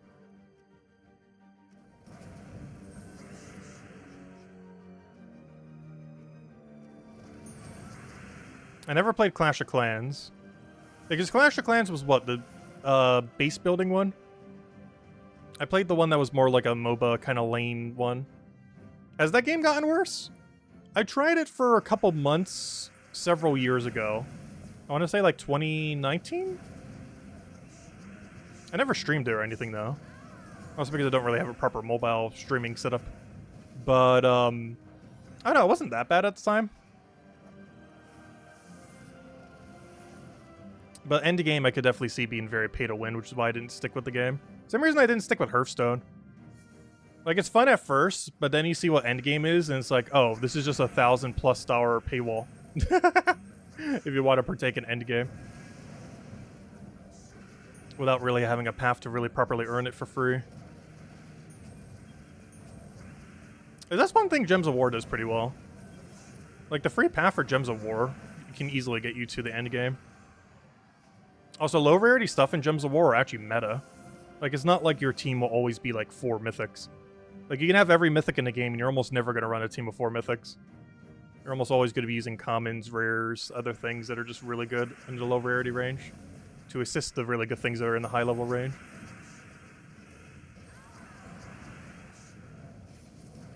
Like, there's pretty much 0 viable teams, other than maybe a wand start team.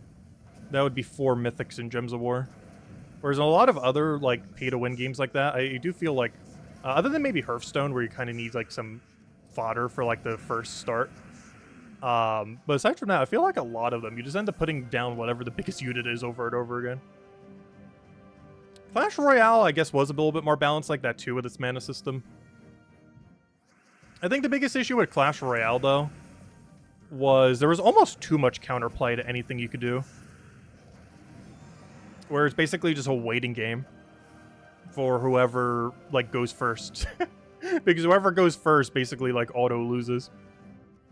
If you could just chain on them.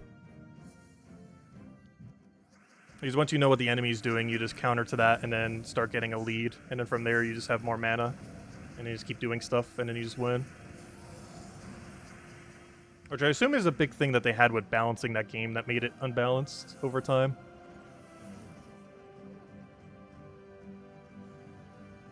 Are there any games you're currently playing off stream? Yes. Old School RuneScape. I'm still trying to max out a hardcore Iron Man on Old School RuneScape. We are probably a few months away from doing so. And that's currently the only one I think I'm really playing off stream at the moment. I've been meaning to cover guide videos again. At this point, I would have been playing it off stream for about a year, starting in March. Like late February, early March. It'd be like the 1 year mark. And once we max it, we can actually start doing stuff on the account. It still hasn't died yet, surprisingly. Not sure how.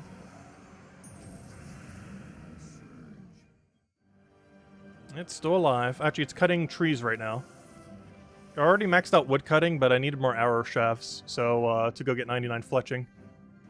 So currently it is doing redwoods, because they did an update this year, and now you can click a redwood like once every 5 minutes. I gotta click like 12 times an hour, and we're good to go. Let's see, we'll take that over.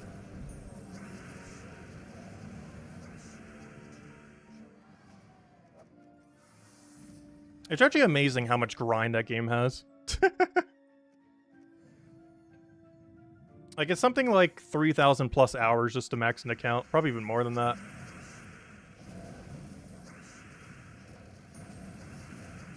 Though a lot of it's, like, really AFK.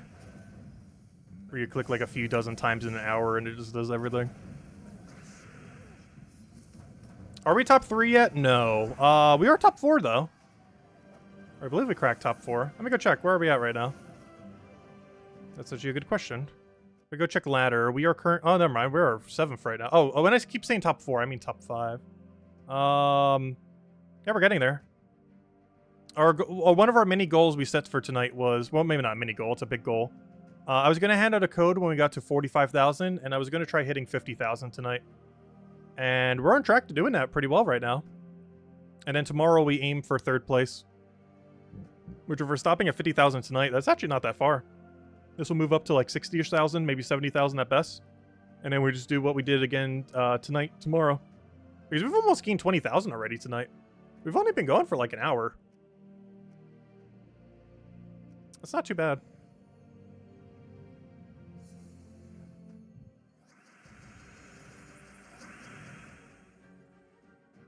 Let's see. I'll take that one over. Get our other poke down.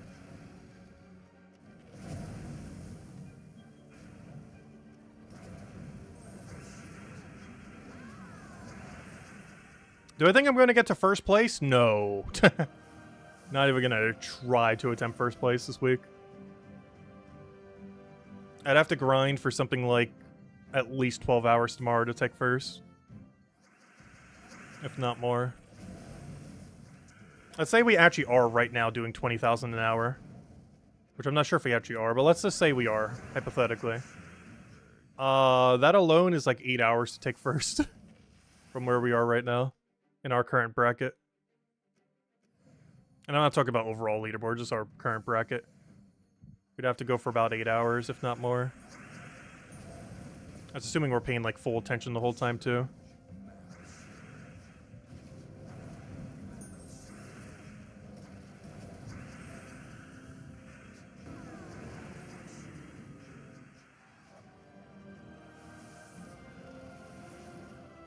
It is doable though, but we're just gonna aim for third. The difference between third and third is barely anything. I think it's like 25 gold marks or something. And I mostly just want to hit the promotion zone. The only reason I'm really going for third is it's only like 5,000 higher for me to go from 5th place to third. Or, you know, from the promotion zone to third place. So I might as well for half a deep book. It's literally less than an hour of grind for more than half of a deep book. Which is definitely worth it by that point. Because our main goal was simply just to get the promotion zone. But the promotion zone is so close to third that we're just going to take third. If third was, like, really, really far away, I wouldn't even be bothering for third. Like, if our third right now was 100,000, I probably wouldn't bother. But right now, it's only, like, 55,000, probably 60 to 70 by the end of the week. Which is a lot more doable.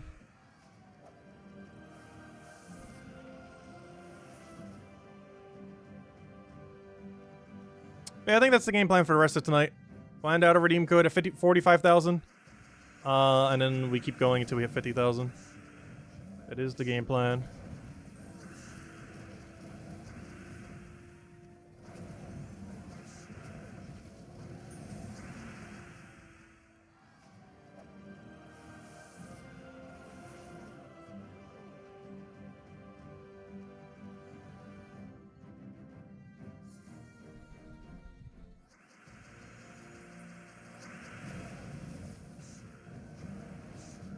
Oh, don't die to death, Mark.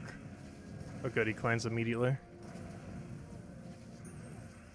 I said, hello, T. Welcome, welcome. All he did was change his name, though. I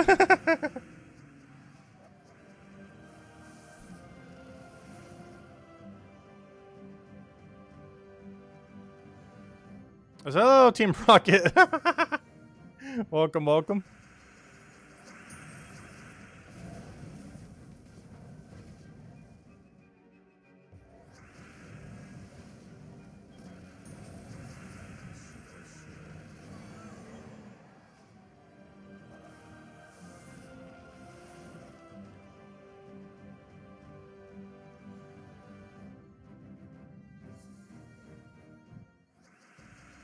What kind of name is T?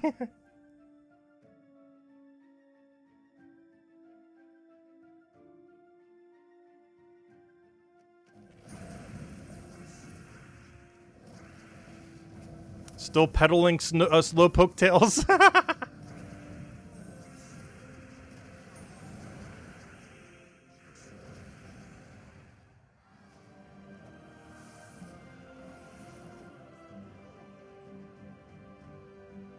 Yeah, I knew it was Lester. As soon as it was Team Rocket Grunt, I knew before he even said the Slowpoke Tail.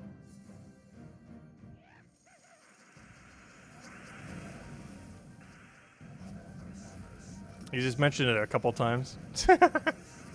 That's a very specific name.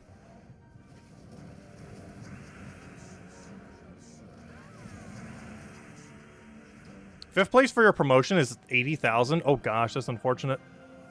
Yeah, we kind of got pretty lucky with a lot of our weeks. We haven't had any mega grind to really have to do. Like, obviously we are a little bit right now. But, like, relative to what can be in our bracket, we've actually been getting pretty lucky. With not getting, like, the ultra tryhards in every bracket we ever get in. Though next week probably won't be the case. Next 2 weeks probably will be really hard. And the next week's the main one that matters, though. Because then we'll be at max diamond rank. And then at that point, we can just maintain diamond rank until we know if we want to tank our rank or stay there for a while. I want to get to diamond rank and stay there just because it might be beneficial to. Based on whatever updates they do in the future. It might be beneficial to have the highest rank. As it currently stands, we only really need it to farm silver marks.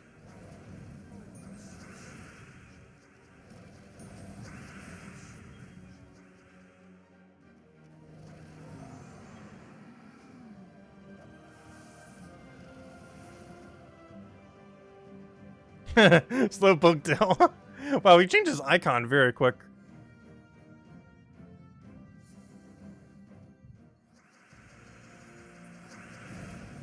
I always thought YouTube had a buffer period for changing your icon. Apparently not. That's literal seconds.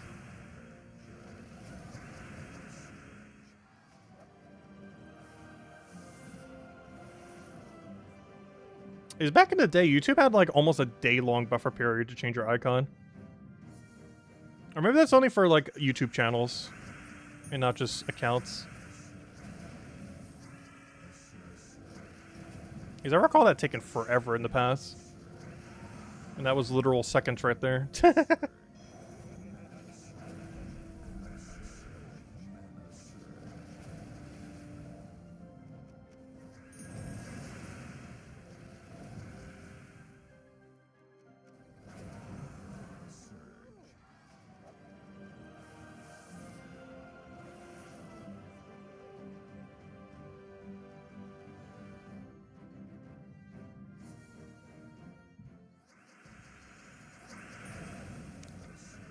After this fight, let me go see how close we are to the 4,500 milestone. I think we're almost there. And now we pushed to 50,000. I have to guess we're at like 43,200 right now.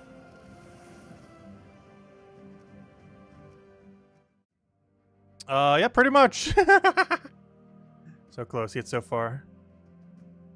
Yeah, pretty much 43,000 right there.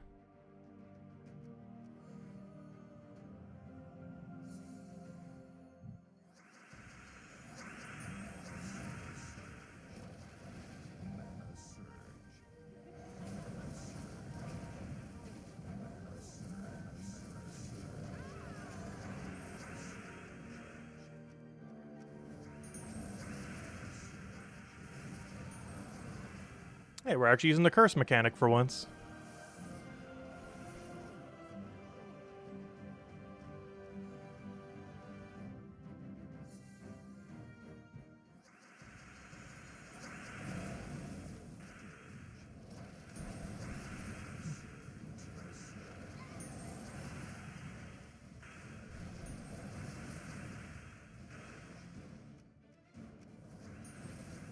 Oh, we missed, but that was actually a good thing.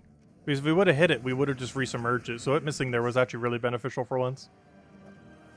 Oddly enough.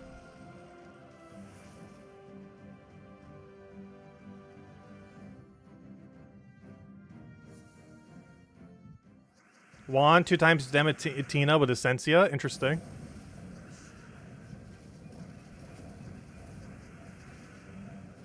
Yeah, the only problem with this team is we can't get, like, one-shots as often.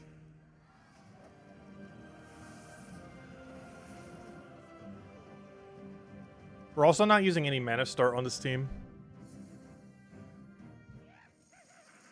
Having Leprechaun kind of makes up for it.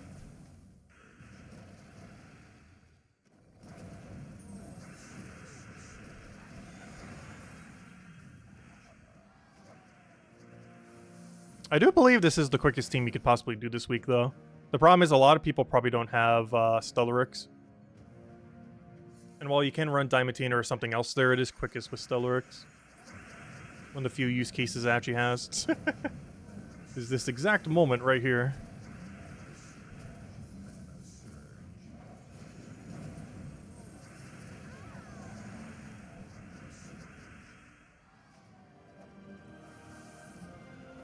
Oh, you want with the Marilith lead? Ooh.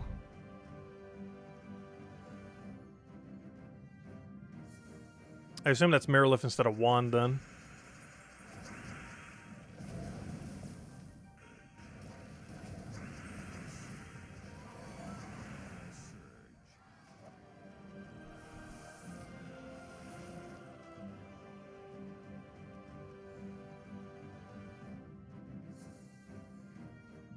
I said I would have to the ignore list.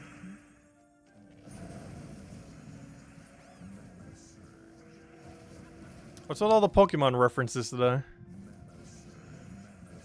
We never did finish out that one DLC either. Well, we finished this main storyline, but I think there's still a few other things we need to go do, like get all the legends. It's mostly just like really grindy stuff I haven't bothered doing though.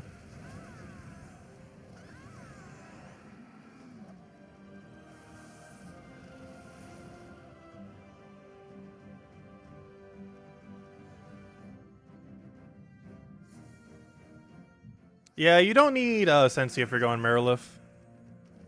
Similar to how we don't need 50% mana start when we're running Leprechaun. Because Leprechaun just covers it already. 50% is already overkill by that point. Plus, you have to keep in mind, we still do have 20%, of course. Just because we're not running 50% doesn't mean we have no mana start. Because you can always run Anu for 20%. So in a lot of situations, 50% mana start's only giving you 30% mana.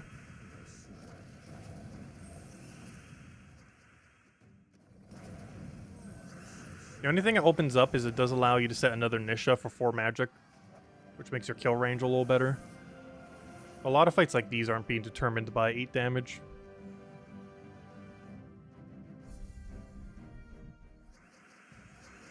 Which has more than that based on its magic.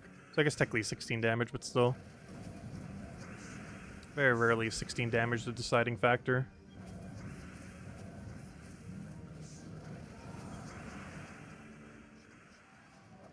Because I forgot, this thing actually has 2.1 times its magic as boost ratio. Bit of a weird one. It is the first and I believe only troop in the entire game to have a 2.1 times ratio. As well as the highest ratio in the game, if I'm not mistaken. Because I think it's the only one that has above a 2 times ratio off of magic. Why 2.1 specifically? I have no clue. But unless I'm forgetting of one, it has the highest boost ratio in the whole game for magic. As far as base magic.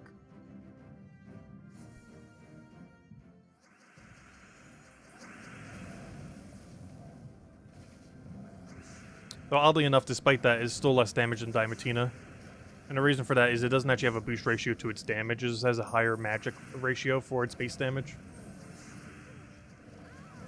So its effective damage is lower. Even though the amount of damage... Well, the amount of base damage it has from its magic is higher. But the way that Diamantina scales from its boost ratio makes it ultimately higher.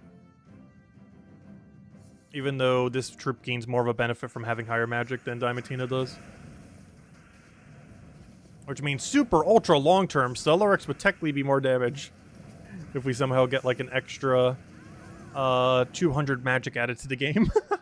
Which is never going to happen.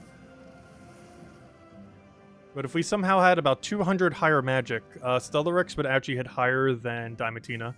If they both had 200 more magic, Stellarex would hit higher with that 200 more magic.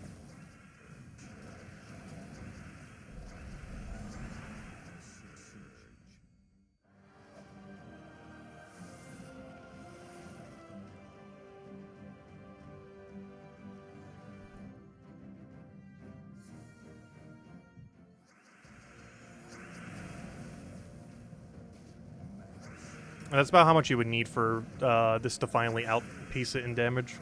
Which is obviously never going to happen unless you're like boosting like crazy with a troop.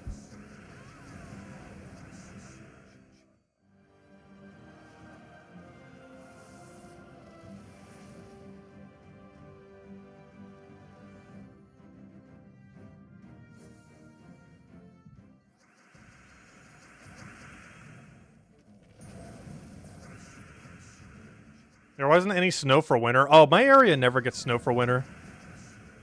The last time it has snowed here, I wasn't even here because I got snowed in a different state. But it has not snowed here in like 8 years. Or maybe not 8. Like 6 or 7 years it hasn't snowed here. And the last time I physically seen snow here was around over a decade ago. Like I was still literally in middle school.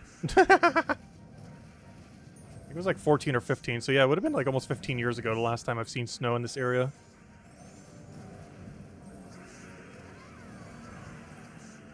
It's kind of funny when it does snow here, though, because no one knows what to do.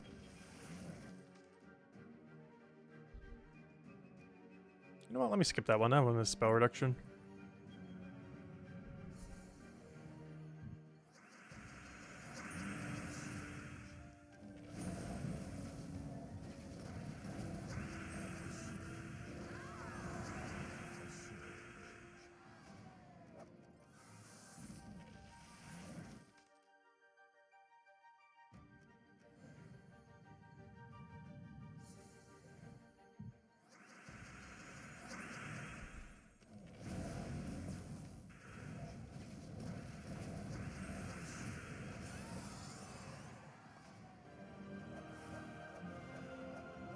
Your friend says that you're a noob and you need to buy bags and gems of war. I'm pretty sure you can get most of it just naturally over time.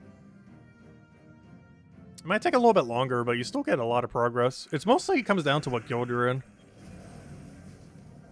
If you're not already in a solid guild. Because doing that just gives you a ton of free loot over time.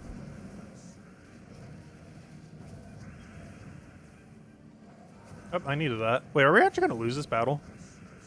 If that thing dies, we lose. Stellaryx is our whole team. It's placed pretty far forward just so we can get mana on it quicker. But if it was to die, we just auto-lose the second it does. As this is a team very much structured around one singular troop. And nothing else. We were using hero and first slot to offset that a little bit in the past, but it makes the average battle a lot slower. So now Thrall is first slot. But it comes with the big downside of, just make... If they do, like, super scroll spam, we just die. Like, the second Stellaryx goes down, we lose. We technically could still win, but it wouldn't be worth the time to try to win. Though I am surprised, we have not lost a single battle yet this PvP week.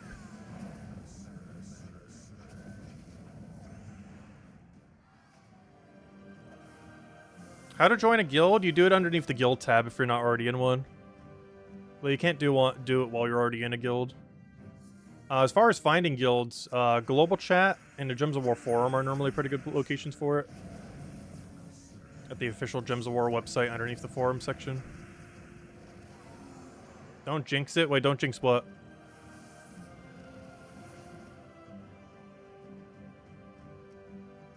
Hey, how we doing on ladder there? Oh, so close! We have 45,000. We'll hand out the final code, and then we'll keep going to 50,000. That is the game plan. Which means we will actually take top 5 during the stream then. And then tomorrow will be take top 3. That is the game plan.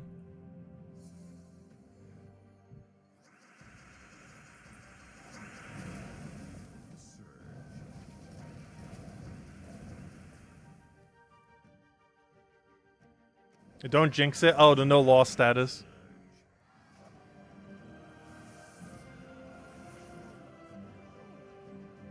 Well, if we just keep camping purple, I don't feel like we would lose it. Unless we get really unlucky with a miss into a skull spam team. Which is the purple category, so there's a lot of skull spam. I'm actually surprised we haven't been seeing more skull spam teams. Obviously, it's completely random what we're up against because it's not actual players' teams yet. But we've been seeing a distinctly low amount of skull spam troops. It's kind of weird given that purple has quite a lot of them.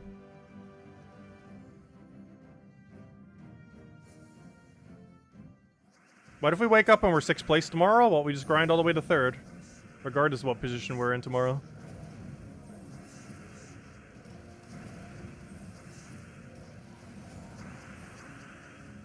Come on, skull. I'm literally doing this just to try to land a skull. It's not the most efficient way to try to get a skull, but it is a method. There we go. See, it works. If you eventually just clear the whole board enough times, you'll get a skull somewheres. Alright, after this fight, I think we're at the 45,000 mark, so we'll hand out another code. And then we'll finish the grind. Get a nice big 50,000, and finish whatever we need to tomorrow, then.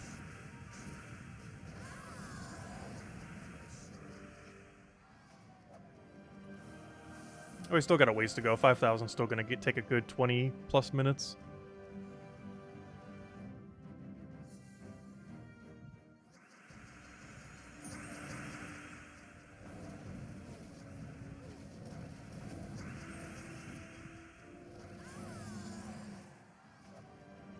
Hey, go time.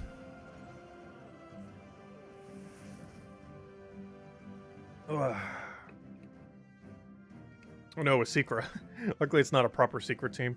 Oh, speaking of skull spam, there's a Keeper of Souls. But here you guys go. Here's the redeem code. Let me go to my code section. Oh, I really need to go restart the other computer. Gosh, even a notepad with just 50 lines of text is taking a while to load. But, there you guys go.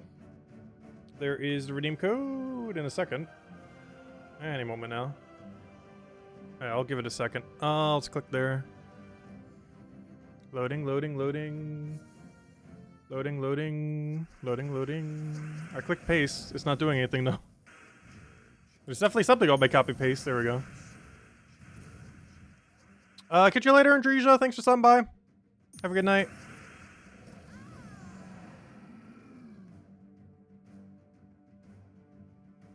Alright, what do we need here? Explode and dead. There you guys go. There's the final code for the stream. We'll have another 2 tomorrow night. As we go for top 3.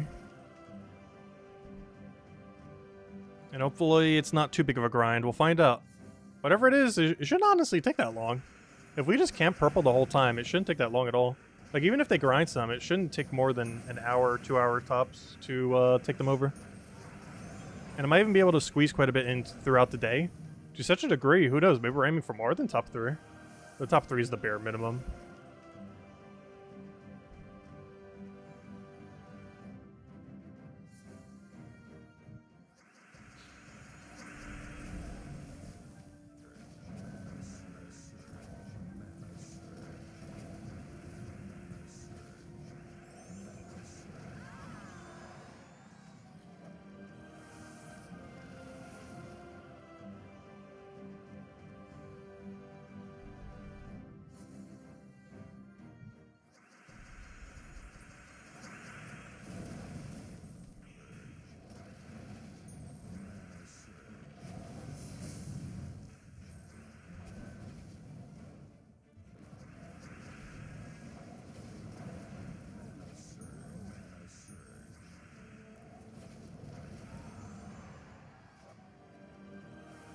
At level 37 on the class. Honestly, I was expecting us to get a lot more class seek speed than we did. We're only at 37 right now. We're not even at 40 yet. Something we'll 100% have by tomorrow night. Yeah, we haven't even hit level 40. I still want to see if we could try hitting level 100 by the end of next weekend.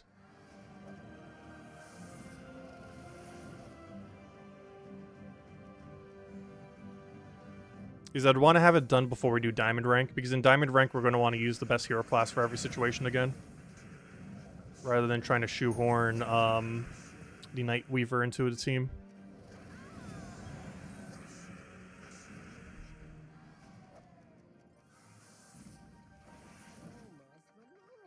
Oh, that's not the one I want. That one.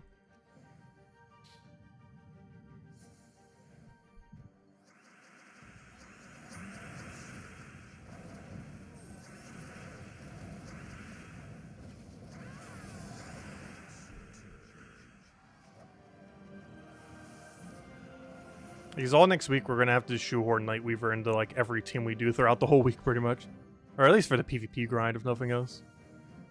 Like whatever spot we're camping like we are right now, we'd have to make sure it's a Nightweaver.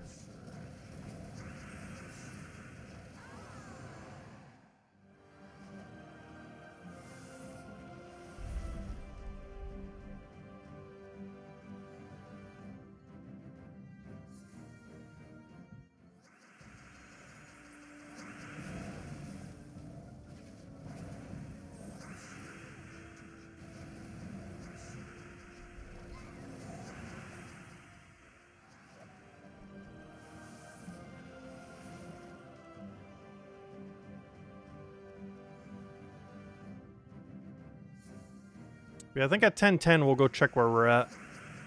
Because I think we might almost be there. By 10:10 I mean like 7 minutes from now. I guess 6 minutes from now. It got so quiet. Yeah, sometimes I stop talking for a little while. We should do like a completely silent stream at some point. No. Let's see what that explode now.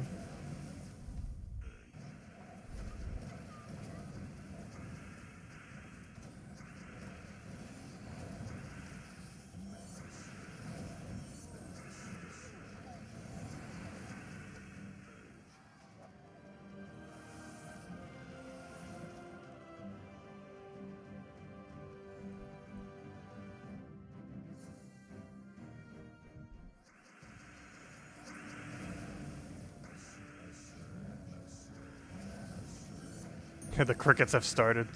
I remember, Oh gosh, there was a house that I used to live in called the farmhouse. And there were so many crickets around the house. Like every single night, you just hear nothing but like some toads and just a ton of crickets.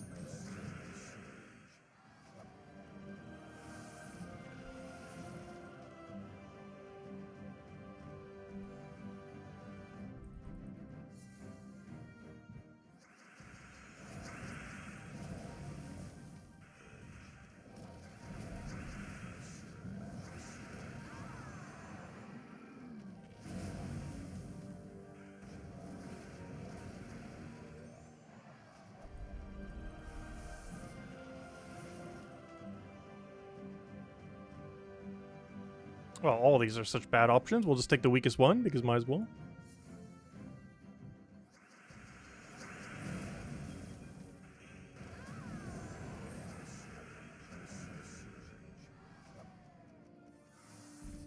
Hey, we gained a hero level there, nice. I'll take the weak one here too, might as well. I think he's actually dying one shot too. Which is pretty convenient. Just straight leprechaun to one shot everything. You could do that with Diamantina and stuff as well, of course. If anything, you can actually do it better with Diamantina.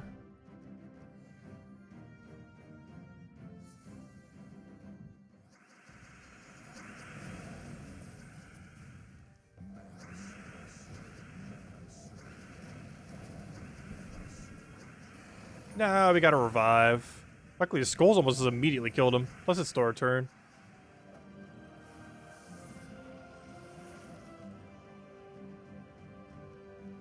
That easy fight is just too easy. If it's like a one-shot first fight, I'll definitely take it.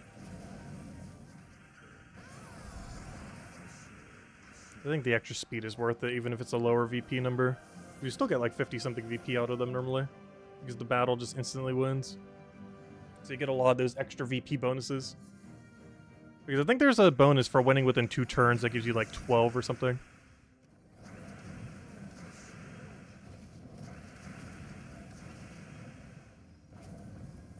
Oh, I was about to say, I need him to take a skull. That worked out so perfectly.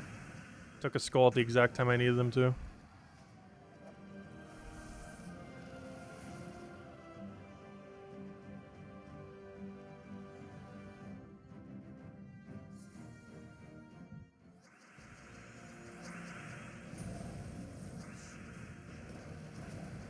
No, I didn't get enough.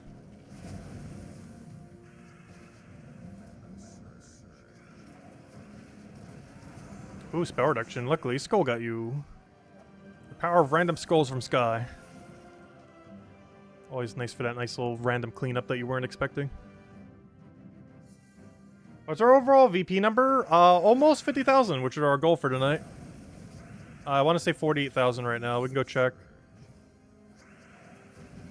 Because we're almost at our end goal. Well, our today's end goal. Until tomorrow night, where we grind out the rest. Let's go check. Yeah, I want to say 48,000. Wait, what do you mean? What's your overall VP? Oh, my overall VP. Based on how much we have right now, I want to say 120,000? Where do you even check?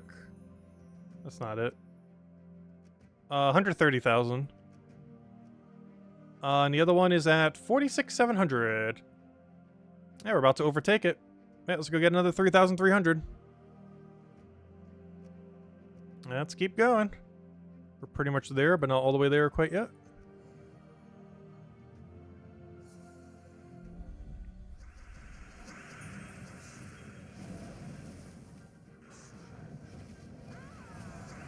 Yeah, this team gets VP really quick. By the end of next week, more than half our VP will be just from this team, probably, assuming we have access to purple next week. There is a chance we don't have access to purple next week, though. There's plenty of other colors you can run similar builds to this, though. Especially if you access like green or something, we can still run Leprechaun pretty much the same way. Just drop the Thrall and everything. He's still a Box Strider, same difference.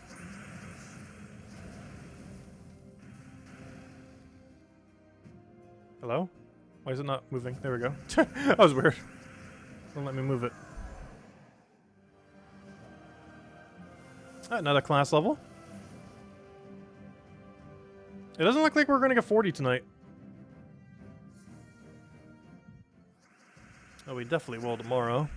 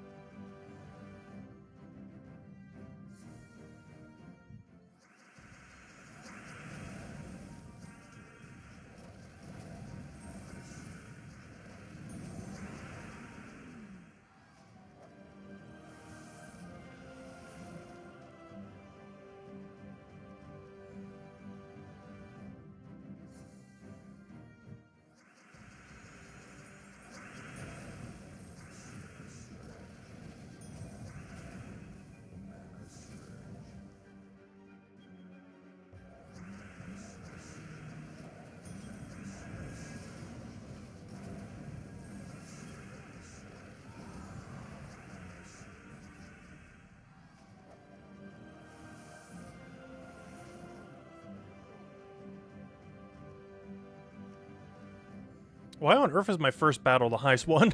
I saw the middle one there. It's like, oh, that's higher than my third. And then I looked at the first one. It's like, wait, that's higher than my second. I do hope they tweak that. Like, I don't mind if it kind of stays like that, but I don't know. There's something about the whole VP system just seems really weird. But how it is based on level and the fact that your first battle can be your highest one. A lot of just strange things here and there.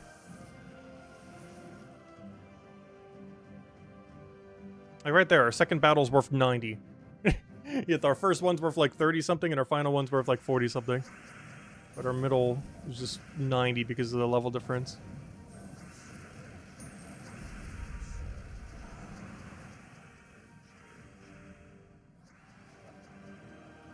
A few more fights and I think we've technically overtaken top 5, but our goal was technically to reach 50,000, so we'll go all the way to 50,000.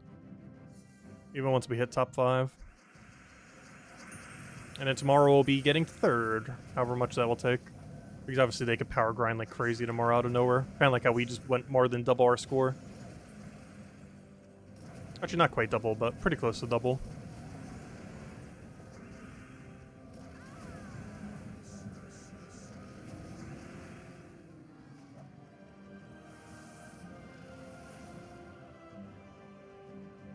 Let's go check. Ladder. No! Come on, we're like another 1,000 away. 2,500 for our goal and another 1,000 to take next position.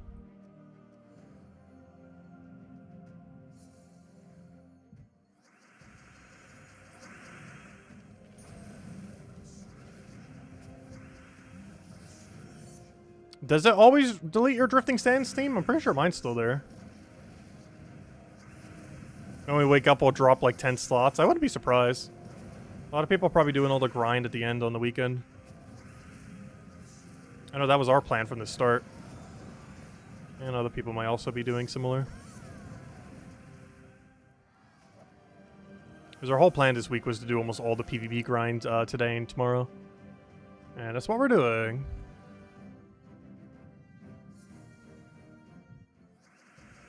After you reach Diamond League, will you start to hoard marks? Yes, the first thing we're going to do on our week of being Diamond is try to get like 10,000 silver marks or something across the week. Some kind of absurd amount that will give us basically infinite. Or if not necessarily infinite, just a really solid pool to pick from.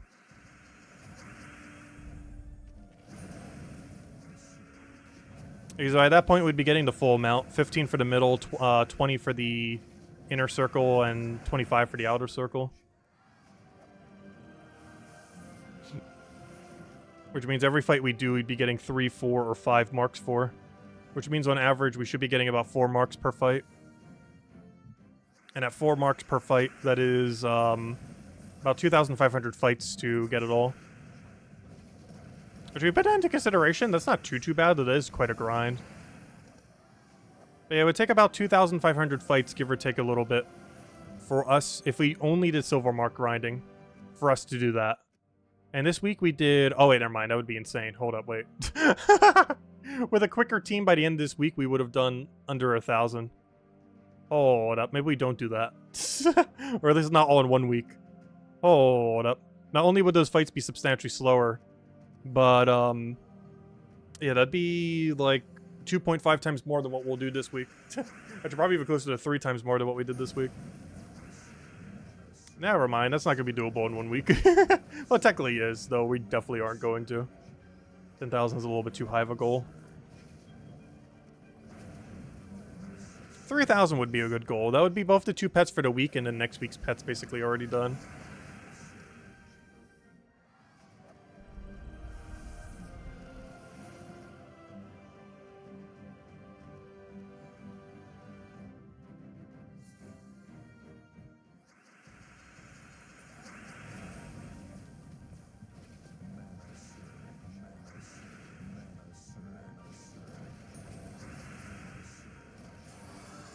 Oh, you're not dead? I was definitely expecting that to actually kill.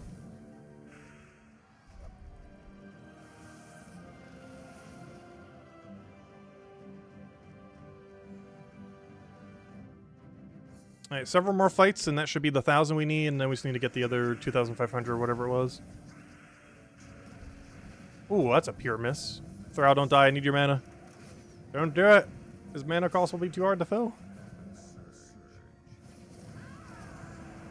Random skull? Random skull? Oh, no random skull.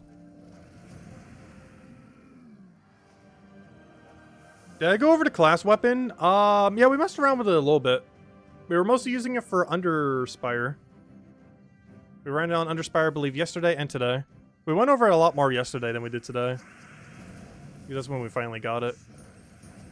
But yeah, we've mostly just been using it under spire. It's nothing too special, to be honest. Oh, no, the class weapon? Oh, no, I haven't gotten the class weapon yet. Though we definitely have it at this point. Wait, do you actually have to claim it from the menu, or does this send it to you? Because we definitely have 250 wins on it. Let's see. Class. How do you check class again? Oh, yeah, I already have it. The Night Shearer. I haven't used it yet. Also, I misspoke on it when I did the video. It seems to only hit one enemy, not all enemies. The way that I read it kind of without the period. So I read it as in it will do damage to all enemies. It only curses and inflicts terror on all enemies above. The damage only hits the one enemy you target.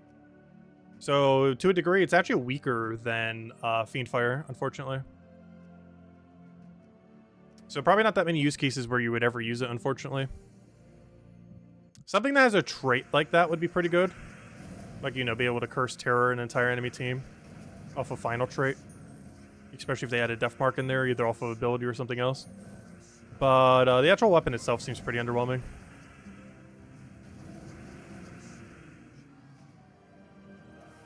I bought it with gems. No, I didn't get it with gems.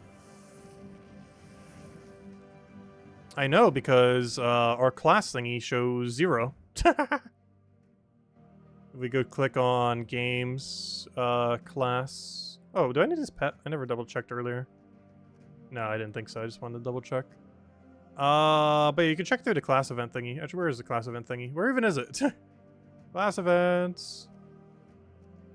Yeah, we didn't get it with gems. We don't even have a single thing bought. It's really pricey to get it with gems. It's like almost, what, 800? Somewhere around there? I just got it with the 250 thing. You got yours with the blue orb? Oh yeah, I almost forgot about that. You can use blue orb just to bypass the whole grind. I didn't bother doing that though. Alright, where were we? Where are we on the PvP grind? Let's go finish out. I think we're finally in top 3. I keep saying top 3. Top 5 now, right? Oh, come on! So close, yet so far. Let's go claim our top 5, and then let's go claim 50,000. It's a nice even number to end it off with then. Because we're not going to stop just at top 5. Go a little deeper so they could pass us by like 20,000 later. And then we'll finish the rest of the grind tomorrow.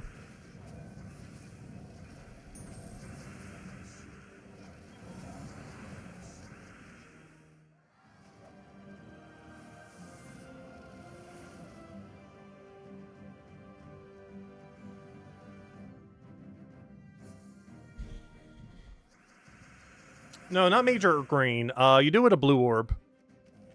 A blue orb lets you do it, not a green one. Green just does your level thingy. Which, oddly enough, hero actually uses less souls than a common. It only requires, I believe, 4,000 souls to max out your hero. It requires about 5,000 something or 7,000 something, whatever it is. Some amount more than 4,000 to max out a common. Making it that hero is actually the cheapest thing to fully soul in the entire game, oddly enough, at each hero class individually. As the lowest requirement of anything. It's one of the reasons why super early on in the game, it's best to use your hero for a lot of stuff. Not only is it generally your best unit with just a wide range of weapons that you can use for it in hero classes with a billion different buffs, but also it is actually the cheapest thing to fully level in the game.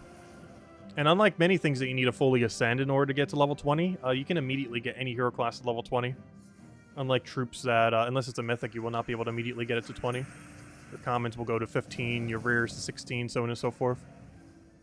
But hero is immediately 20able right off the bat. And for a cheaper amount than a common to fully max a single class. Though, of course, you do have like 36, 37 classes to go max. But each individual one is cheaper than a common. And realistically, super early on in the game, you're only using one or a few anyways.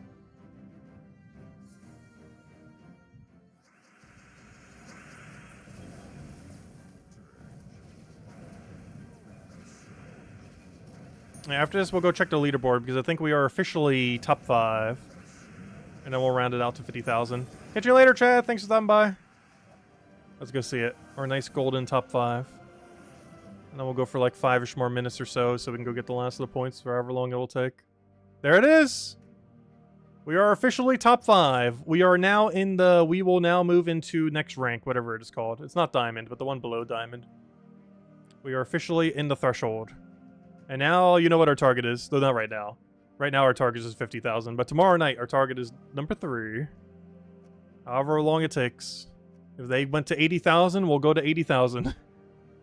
Whatever it takes tomorrow night, we will get there. But for now, let's go finish out to 50,000 just for a nice number. Should take like 10 more minutes or so.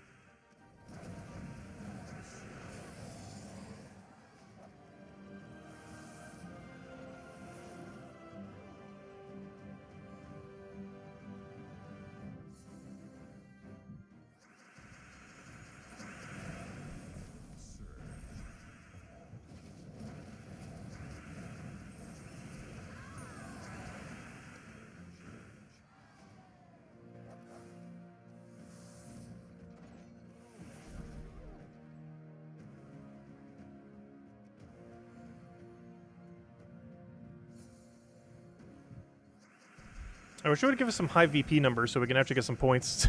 Like every single time as we're trying to get points, it's like, oh, here's like 5. No, it's like 30 something each time. Instead of the bigger like 70, 80s.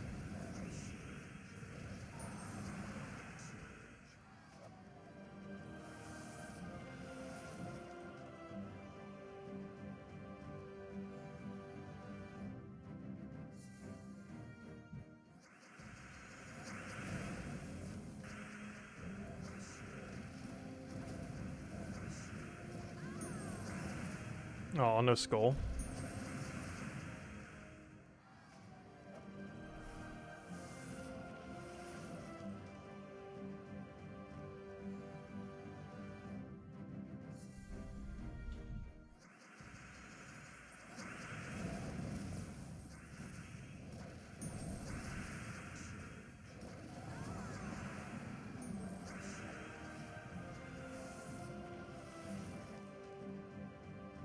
Come on, where are all the big numbers? You know, I'll take the weaker one. Number 1 has 300,000 in your section? Oh gosh. I haven't had any super leaderboard grinder in any of my brackets yet, though we probably will for diamond rank in next week's rank. Though I shouldn't say that. Technically, we have someone on leaderboard this week, but it's a really low leaderboard. I think they're like 80th or 90th place for first place. So I guess we did get one leaderboard person this time around. Do we have a spreadsheet of the best buffs? So you can see which are being massively buffed from pets. I don't think anyone has actually made a full list of those. Also, best buffs doesn't necessarily mean best troops. Because Stormheim has like absurd amount of HP gain. And it just makes their stats look super beefy, but the actual troop synergy that you get from it isn't that good. Just because the stats are super high doesn't necessarily mean the team is super good. And as stats keep going higher and higher, the amount of stats that you actually get from pet bonuses become increasingly less relevant.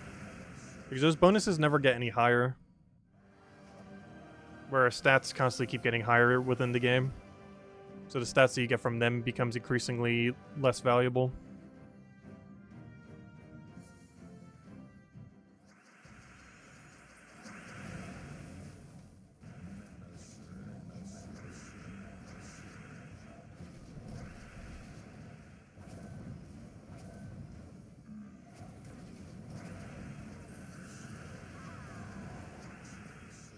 What is the looping troop for purple?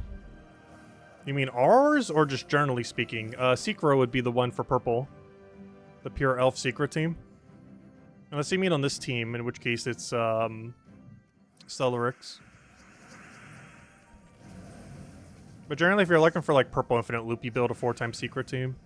Well, not 4 secrets, but, you know, 4 elves with a secret.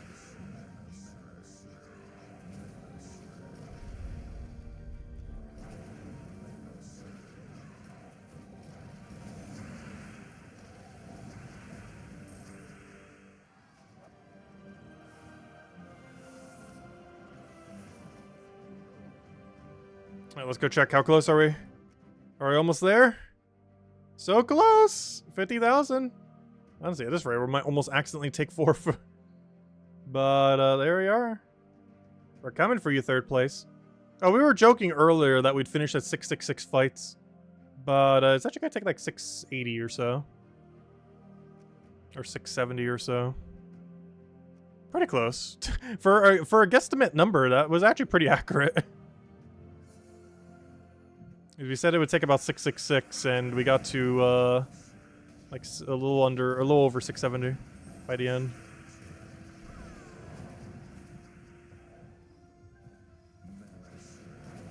So that was a pretty close guesstimation.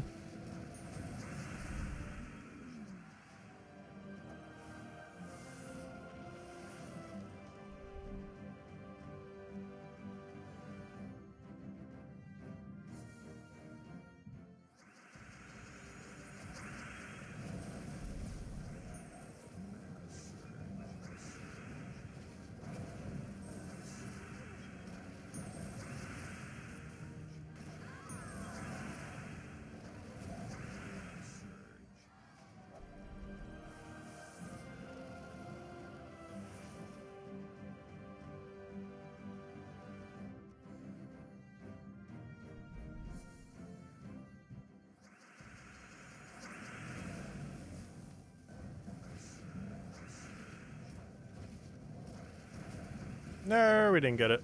Actually, Thrall's about to die.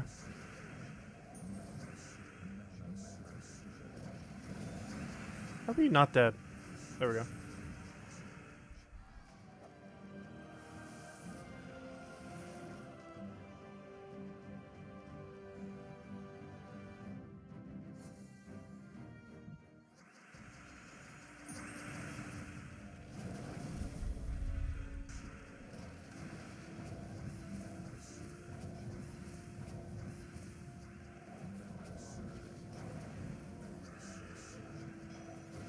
Imagine if that Wolf Garrick actually got a kill.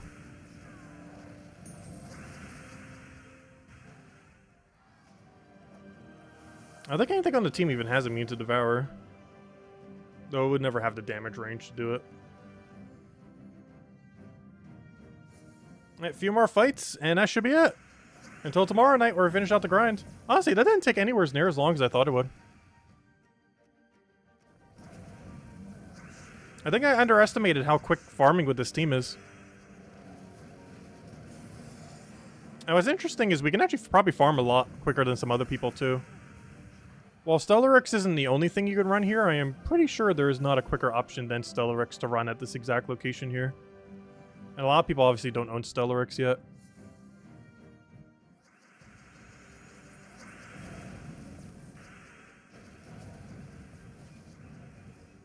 It may have taken us half a year to try to get Diamantina by buying Dragonite every single day. But it took us literally minutes to get Stellarix. Which is quite a contrast. Half a year to literal minutes.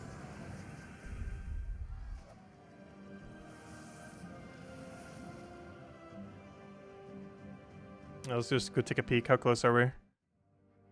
Ah, that looks like 4-ish fights.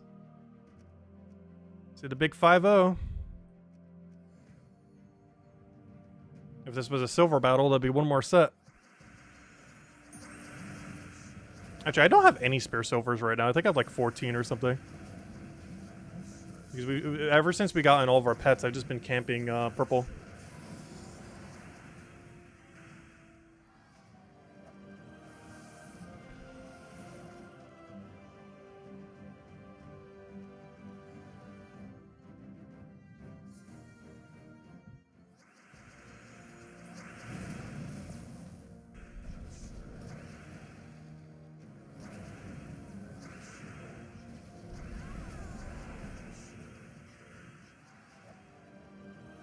Hey, another level. Oh, did we just get another perk? I think we may have. Wait, did we just hit level 40 on Hero? I said we probably wouldn't reach that this stream. I think we just did. We did! Hey! Look at that. We'll get stealthy out of it, I guess. Yeah, we actually did reach level 40. That's good. So I won't just randomly get it off stream. But there we go. We officially hit level 40. Just in time, too. Barely. I didn't think we would actually make that tonight, but we did. Now let's go aim for 70. And for 100. Yeah, there we go. 40 milestone. We have all but the final 2 perks now. Slowly but surely. You're saving marks for the vault because you're definitely not PvP grinding that week. Sure. Oh yeah, that would make sense. Though, keep in mind, Vault Weekend only applies on the weekend, so you can still VP and mark grind prior to then. So like all next week, Monday, Tuesday, Wednesday, and Thursday, you can still grind like normal. It's just Friday, Saturday, and Sunday you'd probably want to prioritize Vault Weekend. But the first 4 days are just normal PvP. Because there being a Vault Weekend doesn't affect the initial days at all. Which means I do plan on getting most of my PvP grind in, not at the end, but rather at the beginning next week. Kind of the exact inverse of this week. This week I did almost all the PvP today and tomorrow, and a little bit yesterday. Whereas it's going to be the other way around next week. Those final 3 days we aren't doing like any PvP probably. Unless we need to secure a rank. Whereas the first 4 days is going to be almost all of our grind. Might even just try hitting like 100,000 or something off the bat. Something like absurdly high so we won't need to do any more throughout the week. Just initially try doing all of our silver within 2 days. Like do 1 pet one day, 1 pet the next day, and then just 2 days of nothing but VP grind. And then by the time we get into Friday, we shouldn't need to touch that at all.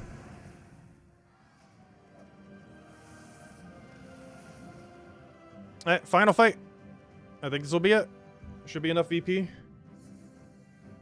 And then tomorrow we claim 3rd place. Which is basically like our 1st place. There's just no way I'm going any higher than that. It's enough to claim half a deed book, and I'm happy with that.